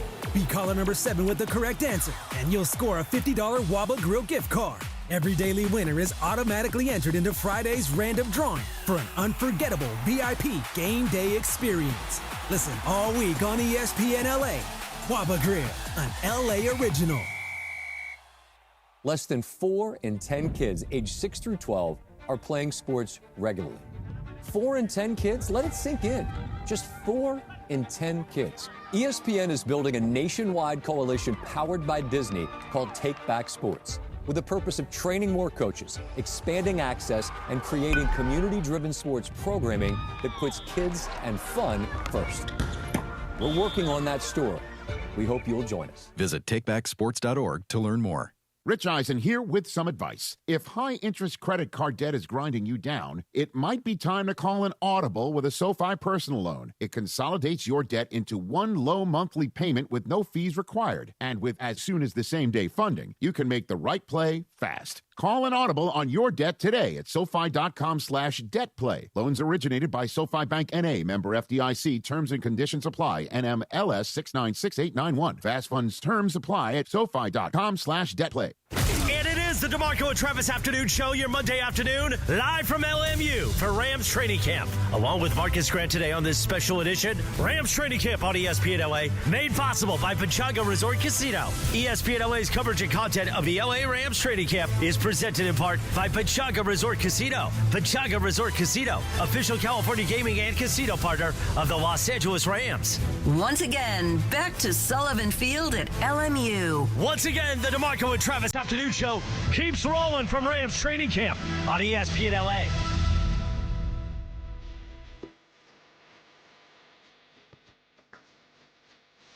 There we go. It's a perfect day outside. DeMarco, am I wrong that the vibes just feel exceptionally high out here? Like, I mean, you're right. I know it's super early in training camp and everybody's feeling good and, knocking on wood right now, everybody's feeling healthy and everything else. But talking to Les Snead a few minutes ago, just talking to people here at camp that you know really well, that are people that I've gotten to know over the years, it just seems like vibes are very, very high around this team right now. You can look around and see the talent that you have, and, if you're a guy that's not in the core or a guy that's trying to make it, you want to stay here. Yeah. This is going to be something special. And, it starts at the top. That enthusiasm you mentioned, Sean McVay, that's real. It carries over. It really does. It's what do you call that? When it's infectious. When you have a guy like that at the top that loves what he's doing, then the players are going to love what they're doing. Believe me, the opposite is true. I bet it is. Yeah, when a guy is done with football, and that's how the team goes out there and performs. Yeah. Yeah, or if it's just perfunctory and he's just going through the motions, that's how they perform. That's it. There's just a staleness that isn't here. Yeah. Sometimes you'll go around other teams and you'll see some things, and it just feels like guys are just, okay, go from step 1 to step 2 to step 3. All right, we're almost done. Okay, let's get the heck out of here. This feels like the vibes are just very, very positive in a way that is hard to quantify. I do think some of it is everybody's here, right? Because remember this time last year, says a lot. We weren't, 9 wasn't on the field, right? We weren't sure what was up with Matthew Stafford, and the back was really a big talking point and really a big issue, and I think that kind of was a cloud over it. Now, we know what happened. He came back and had an amazing season, and they came up just short. But this year, everybody's here. Stafford is here. He's working out. Then you get the addition of Myles Garrett, and there's still the hope that the belief that Aaron Donald's going to show up. I mean, it is everything you want it to be. You have a really great team. Everybody's here, ready to work. The fans are geeked. And then, it's a beautiful 80-degree day with a nice breeze coming off the ocean. If they complete this mission and get to the Super Bowl and win it, by all intents and purposes, they should be the biggest thing in town. But they won't be. No, it's weird, and you're right. I mean, it's just it's the NFL, and the Super Bowl is the biggest event we have in this country. Right. Sporting event. It's the biggest event we have, and the team in our city has won one already, been to another one, and is a very strong candidate to go back for a third time here. Right. But it's just one of those things. Cool. The Lakers, the Dodgers, and it just takes time, man. And they've done everything they can in a football town. There'd be sense. Statues up already. Doesn't make any sense. But it's coming around. So let's go to Stafford for a second. I know that he's going to come over and talk to us before right after practice here. But is the bar what he did last year? That was probably the best year of his career. He's in his late 30s. He's coming off of his first ever MVP. Is that the expectation, or do you have to kind of reasonably recalibrate, hoping that if you get 90% of what you got last year, that's still probably an all-pro level performance?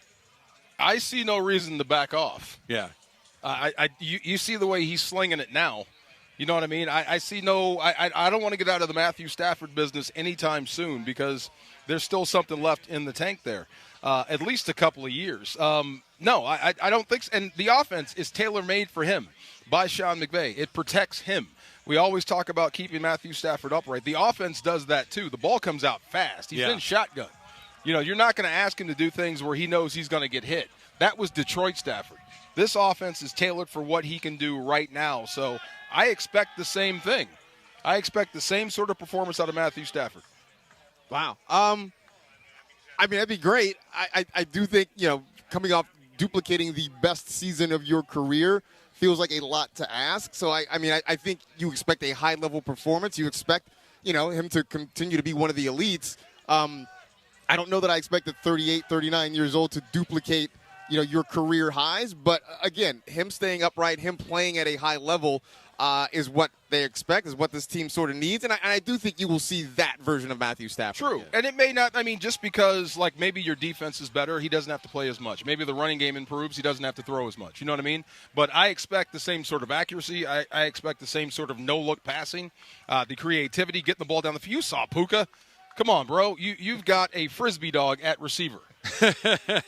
Go down and get it. Go up and get it. That's what you want. So Like Les said, he's one of the best throwers of the football we've ever seen. I wouldn't back off one iota from any expectation. The thing that I've always been – my thing with quarterbacks is don't screw it up, but when I need you to go make something happen that we weren't expecting to happen, can you do that? Yeah. And that's like the next level. And he was the guy that he's not going to screw it up because he's really smart. He's been around forever. He's seen everything there is to see. He might throw an interception occasionally, whatever. That's just being a quarterback in the NFL. No big deal. But, hey, listen, we've had a dog water day. Nothing's worked right. But we're only down by 4 points. I need you to go make some plays in 2 minutes. Got you, Coach. I got you. Let's go. Let's go roll. And that's why, for the last, DeMarco, however long you and I have been doing this together, you and I have been talking about this for years. It's like, no, when you have one of those guys, and they do, squeeze every lost drop out of it because the odds of getting another one are very low. There's only a handful of those guys to begin with. There's only like 5 or 6 of them in the whole league, and they have one. No, but every now and then, Stafford, the elites, the greats, like Ohtani, he'll get thrown out at third. Yeah, Stafford will. I mean, he's going to throw a pick six. Yeah. I mean, there's that game against Carolina, right? It was not a great day, but like in the end, when they needed him to show up, you knew that Matt Stafford's going to show up and make plays for you. Correct. Yeah. I'm going to go over there for a hot minute because I think I get to talk to 9. Oh, real quick. Fun. Talk to him twice? Well, maybe. We'll see how this one goes. He may not want to talk to me after this. Yeah, I'll be right back. All right, Marcus and I will hold it down from here.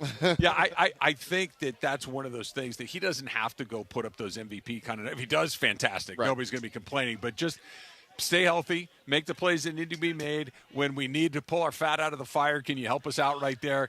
And that's the mark of the great quarterback. Yeah, I think that's that last part that separates the really high-level guys from sort of everybody else. There's everybody else that can sort of manage the game. It's the guys who can put the team on their back and win the game that take you to that next level. Yeah, and that's why the fear of whatever comes after him, whether that's in the short term or whether that's 2 years from now, 3 years from now, whatever it is, there's going to be an adjustment. Just like there's not another Sean McVay, there's not another one of those that's waiting for him. Look, if they got one in Ty Simpson, then great. They've defied the odds and went out and found it, but I think we all know that the odds of finding another guy like that, there's a reason he was drafted number 1 overall. That's where you find guys like that more often than not. I'm back now. You're back now. Yeah. How'd it go? How was the conversation? We haven't had it yet.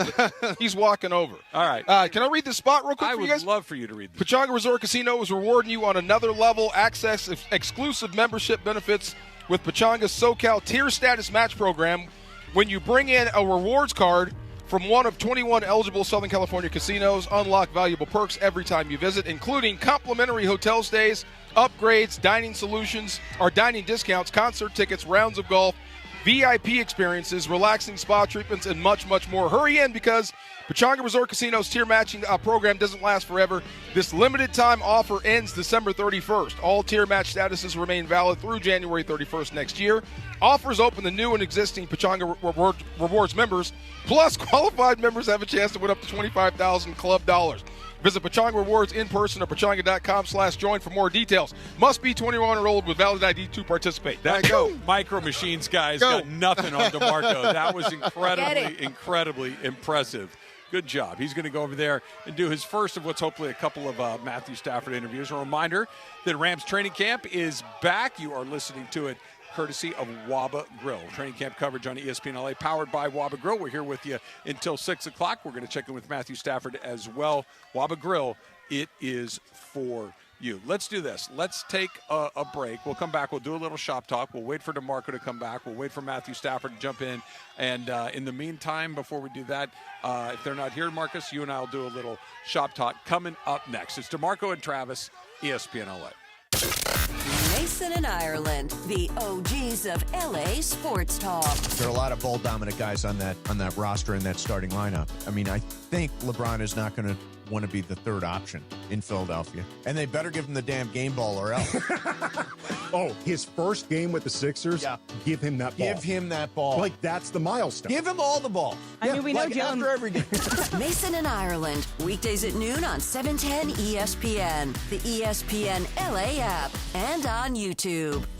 Los Angeles, your Rams have reloaded, and they're ready to kick off their 2026 campaign. Reigning Defensive Player of the Year Myles Garrett joins reigning MVP Matthew Stafford to lead the Rams into massive matchups against the Bills, Chiefs, Cowboys, Packers, and more. To experience every matchup live and enjoy home playoff ticket access, plus interest-free monthly payment plans and stadium event pre-sale access, visit therams.com/2026. Again, that is therams.com/2026. Get your Rams season tickets today.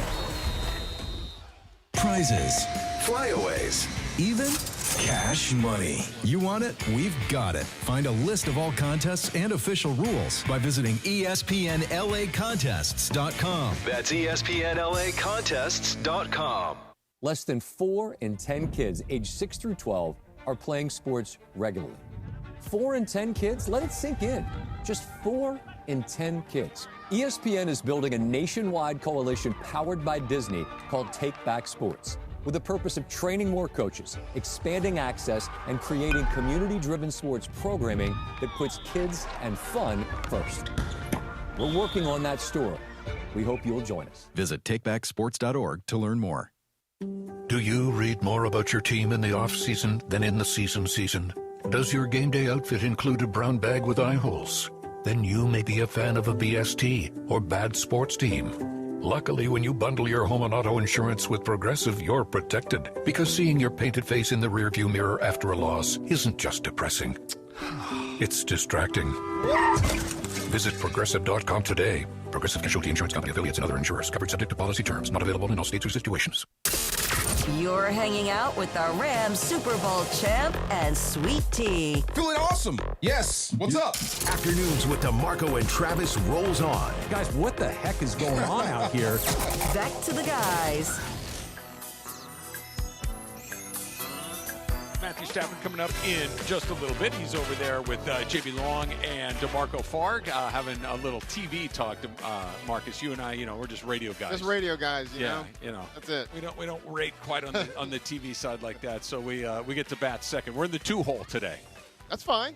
Yeah, we're in the Andy Paez spot. You move guys along, you keep the offense going. That's how it works. Absolutely. All right, let's start with this. Happy 51st birthday to Alex Rodriguez. Your first, when you hear the name Alex Rodriguez, what jumps into Marcus Grant's head? Kind of phony. Yep. That's the first thing. Just like everything felt calculated, but like poorly done. You're like we talk about that with LeBron, right? But like it still sort of comes off when LeBron talks as though like he's still sort of natural, but he's thinking 2 or 3 steps ahead. A-Rod felt scripted all the time. And by a bad writer. Yes. Like, yeah, it wasn't just scripted. And it was written by somebody who didn't know what it was. We were talking about with Sean McVay a little bit about how that authenticity that he brings to the things that he does just makes people sit forward and engage and listen and want to follow and want to be led. And Alex Rodriguez had the opposite of that. Yes. Like when you'd hear him be like, okay, I don't know. I don't even know what that means or what he was going for. Just a really, because I'm glad you said that. That's my first reaction. And then the second reaction is, I don't really know if I've seen anybody play baseball better than Alex Rodriguez did. I was like, my first thing was he's kind of phony, and then the next thing I went to was like, remember when he got to Seattle and it was just a phenom? And now the PEDs and all that other stuff, but he was awesome basically his entire career. He hit over 600 home runs. He was an incredible defensive player. He had power. He hit for a high average. He could run. I mean, there weren't too many things on a baseball diamond that he wasn't better at than everybody else. Yeah, I mean, this is a guy who played the early part of his career with King Griffey Jr. and outshone Jr. at some point in that. I mean, he really was, but also for all the teams he played for, like, how do the fan bases have that love for him now? Like, no, I think he's like, this is what's so interesting to me, and I think that Kevin Durant might find himself in this for opposite reasons, but there are a handful of guys that, while great players, don't belong anywhere. And it's not just because they're not well-liked. Like, Barry Bonds is not well-liked by 29 markets in Major League Baseball. San Francisco loves him. Right? Like, so he has a home in San Francisco and always will. Like, Alex Rodriguez in New York, I think it's kind of like, yeah, I'm a Jeter guy. Yeah. In Seattle, I'm a Griffey guy. Texas, he was there for a hot minute, so it barely even registers. Like, where does he walk into a room and everybody's happy to see him? I I don't know. I guess Boston, because David Ortiz likes talking about the lead they blew. You know? Yeah, that might be it. That's about it. Maybe. That might be it as well. National Scotch Day today. Are you a Scotch man, Marcus? I am a Scotch guy. I like the smoky because I like mezcal also, so I can do the smoky. So yeah, I do enjoy Scotch. Do you like it just neat? Do you like it on the rocks? Do you like it in a cocktail? So it depends on, like certain kinds are better. Like some kinds are good neat. Some are good with on the rocks. Some are good with just like a drop or two of water to sort of let that flavor out. So it just kind of depends what it is. Purple Rain, Meatballs 2, not to be messed around with Meatballs 1, Cheech and Chong's Corsican Brothers, and The Jungle Book debuted in theaters today. Wow. All right. That's a busy day. That's a big day. Who you were trying to get DeAndre to see Purple Rain? Me and Andy Kamenetsky. Yeah. Okay. Yeah, and he still hasn't done it. Yeah, I think it's. What's his objection? Because he's heard from other people that it's not. Here's the thing: it is not a technically well-made film, but you're not watching it for that. You're watching it because the soundtrack is amazing, and watching Prince act. Like if you're expecting a Christopher Nolan, the Odyssey type film, you're going to be sorely disappointed. Yeah. Today in Atlanta, 1996, a pipe bomb exploded at Centennial Olympic Park during the 1996 Summer Olympics. Security guard Richard Jewell saved many people, although there were many injuries. Jewell was also falsely accused of setting the bomb. He was exonerated, and ultimately Eric Robert Rudolph was later found to have been the bomber.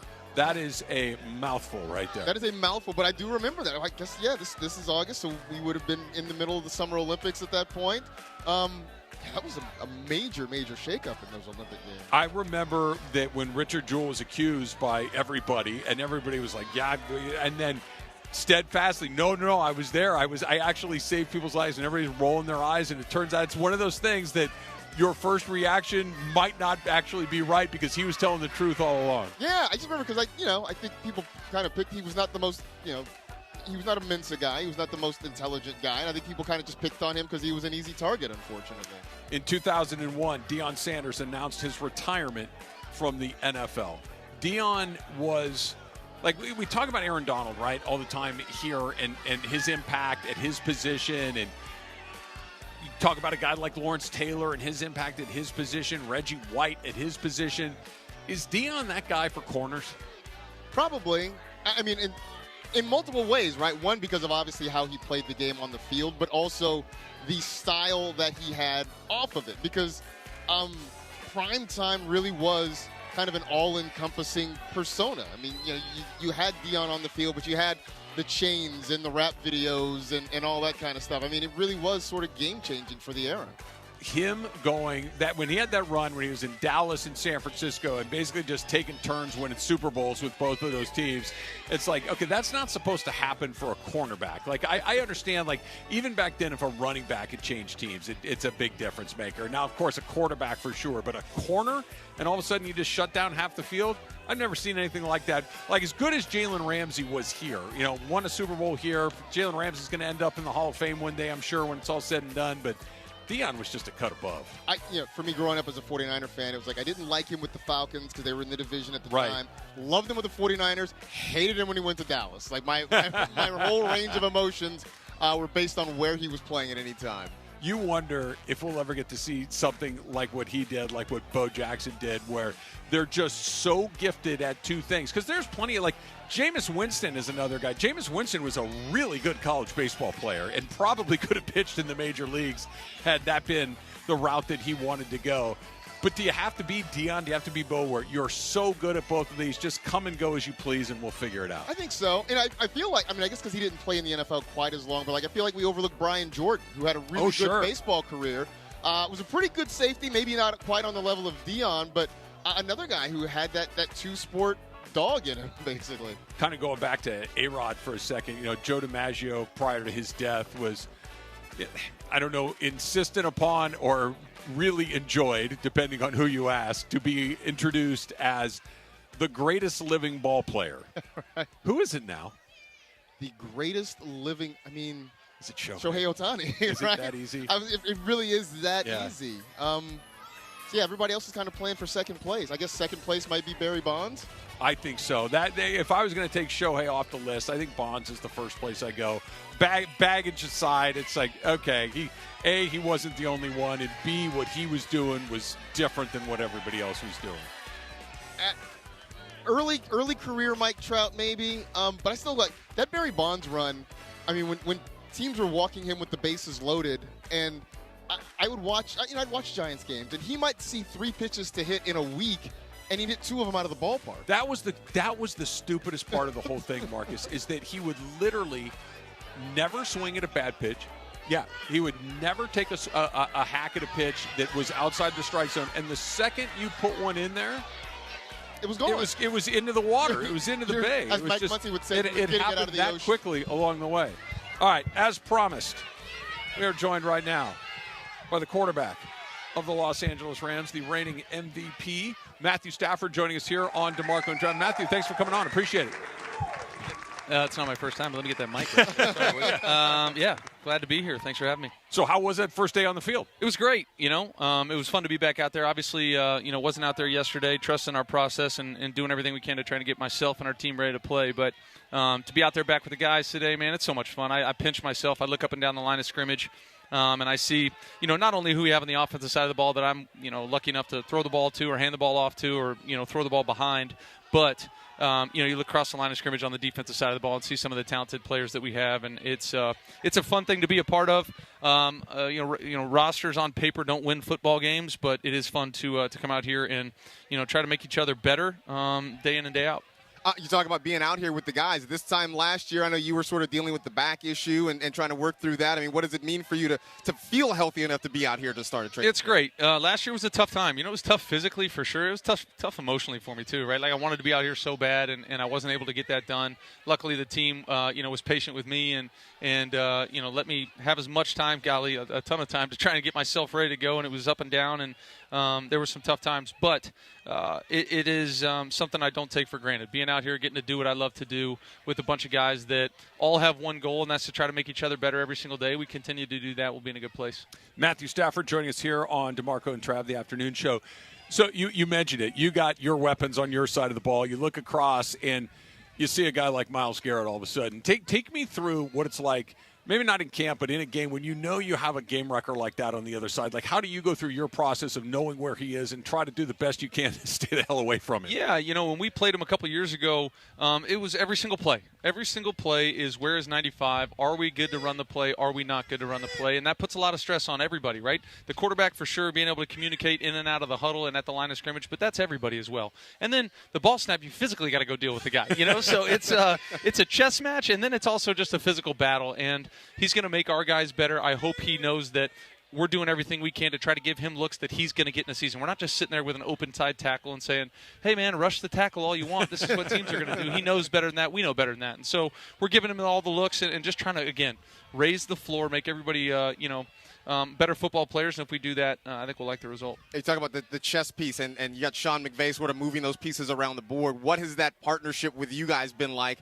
since you've been here working with a guy who is, always seems to be a couple steps ahead of everybody else? Yeah, it's been great. I think if you look at what we did in 2011 or 2021 and 22 and just kind of what it looked like then and what it looks like now, man, is it morphed, and it's morphed in all sorts of different ways based on personnel. And you got to give our coaching staff, Sean, and everybody credit. Hey, who are the guys in the building, and how are we going to go attack the other team? And so that has morphed with the personnel has changed, and it's been a whole lot of fun, man. It's something that, this game is never static, right? You don't just go in, hey, copy and paste what we did last year, let's do it again. Nobody in the league's doing that. And so being able to solve that puzzle every single year with a guy that is as good as anybody in the league and is a good buddy of mine is a whole lot of fun. Matthew, I got to ask you about the no-look passes. Is that something that's always been a part of your game? Were you doing that in high school and college, and it's just now that we can see every little thing that everybody does that it's a part of it? Or is this, you know what? I've been in the league a minute. I'm gonna go in my bag a little bit and try some of this stuff. Yeah, that's a little bit of both, I would say. I think I've always had a little bit of that. Hey, let's go play the game. Hey, on the paper it says 3-1 hitch to this guy, and then you look there, and then you throw it there, and it's like I've always had a little bit of that gamesmanship feel. Hey, what did you feel there? Well, may not have been exactly what we wrote down in training camp on the paper, but I felt it and wanted to go try to make that play. And learning that fine line has been a big part of my journey in the NFL and my journey as a player. But I do feel confident when I'm doing those things. It's not reckless. I'm not doing it just to do it.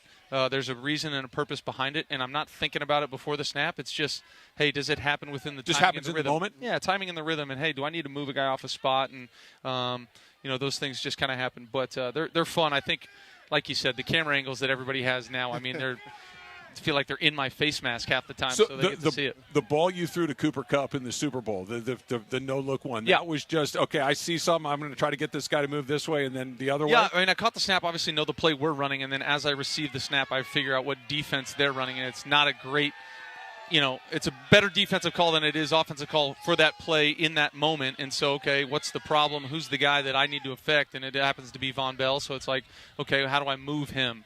And, Cooper just trusted me. He'd played with me long enough at that point and understanding, hey, I'm not going to throttle in this first window. I'll keep going, and Matthew will get it behind him. And, those things just come with playing together and trusting each other. Obviously, the fans and everybody around here, we're buzzing about the possibility of Aaron Donald coming back. Is it something that you guys discussed? What would it be like maybe if Aaron comes back to join you? Listen, I have so many great fond memories of playing with Aaron Donald, not only the player but the human being, and know what he can do to a defensive line but to a team and just raise the tide. He's an unbelievable player.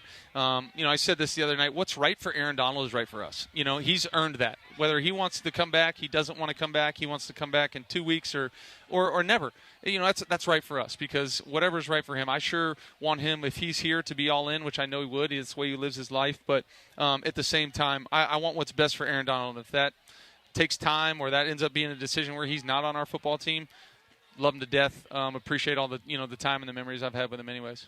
Matthew Stafford joining us here on the DeMarco and Trav Afternoon Show. Marcus Grant here with us on a Monday as well. You win the MVP last season. Congratulations on that. At that stage in your career, you've been in the league a long time. You've had a great deal of success. Was that still an aspiration of yours at that point, or did that just kind of, I don't want to say it came out of nowhere. That's the wrong way to put it. But just at that stage of your career to win your first MVP, how big of a surprise was it for you? Yeah, I mean, August 17th, when I hadn't practiced in about 6 weeks, I sure wasn't sitting there going, you know what? I'm going to start practicing tomorrow, and I'm going to win the MVP at the end of this year. I'm just doing everything I can to try and be as good a player and a teammate as I can. Those things kind of, I think, happen organically, right? I'm just playing through the guys on our team. I'm not a guy that can run around and create all these different plays. The Josh Allen, Lamar Jackson, the guys that win it, making plays kind of not by themselves, but unbelievable physical plays. I'm just trying to play within our offense and get the ball to a bunch of playmakers, and was able to do that at a good enough clip to, garner that award. I think the cool thing for me was being able to share that with, obviously, my family, people that have supported me for a really, really long time, but our teammates too. In that same breath, right? I'm not running around making all these unbelievable plays. I'm throwing the ball to guys that are great players and handing it off to great players, and they should have their name on that dang trophy too. I mean, they were such a huge part of that, and I feel that way. And at the same time too, I'm not thinking about it. Nobody here's talking about it. Let's go play and see what we have this year. That's what it's all about, and getting excited to go out there and play. We like to look ahead. So what would it mean to win a second Super Bowl? Oh, man, we're not going to play that game. I'm just excited to be out here. This is day one of training camp, and it was fun to get out there and throw the ball around and watch our guys do what they do. Obviously, was a part of one in 2021. The best part of that is the relationships. I don't wake up in the morning and go, oh, yeah, that's right, we're a Super Bowl champion, right? That never crosses my mind. But, you look back and you see the players and the faces that were, a part of achieving something like that. That's what's special and that whole journey. And so that's what every team in the NFL is talking about and wanting to be about this time of year. And we're no different. We just want to go out there and earn it every single day. They get started today. That's the quarterback, Matthew Stafford. Matthew, appreciate your time today. Thanks so much. Thanks, guys. Appreciate it. You got it. Thanks again. You got it. All right, that's not a bad way to wrap up a show right there. No, MVP of the league. Are we? Oh, I think they need a photo with you guys. Yeah, no, sure, I'll take this picture. No problem at all. Happy to do it. Absolutely. Thanks. Yeah. Not too bad, Marcus, right? No, not too bad at all. Fun way to wrap up a show with the MVP of the National Football League. We get the general manager who built it. We get the quarterback who's helping to run it. Pretty good day. Hey, you know what? You can feel the processing. Mm-hmm. You can just feel like, okay, this goes here, this goes here, this goes here, this goes here. We'll cover a lot of it tomorrow. What'd you guys do? I congratulate him on the MVP. He did. You did? Yes. There you go. Yeah. All right. I wasn't not going to do it. I mean, you put me there. All right, so we got a little Lakers talk coming up next, correct? All right, Lakers talk. Mike Trudell and Gator are coming up next. Marcus, great job on a Monday. DeMarco, I will see you tomorrow. Tomorrow's Tuesday. We'll have a little lit Tuesday tomorrow. We'll see you then. ESPN LA. The home of USC football, and now the home of The Rich Eisen Show. Weekdays 9 a.m. to noon, KSPN Los Angeles, a Good Karma Brands radio station.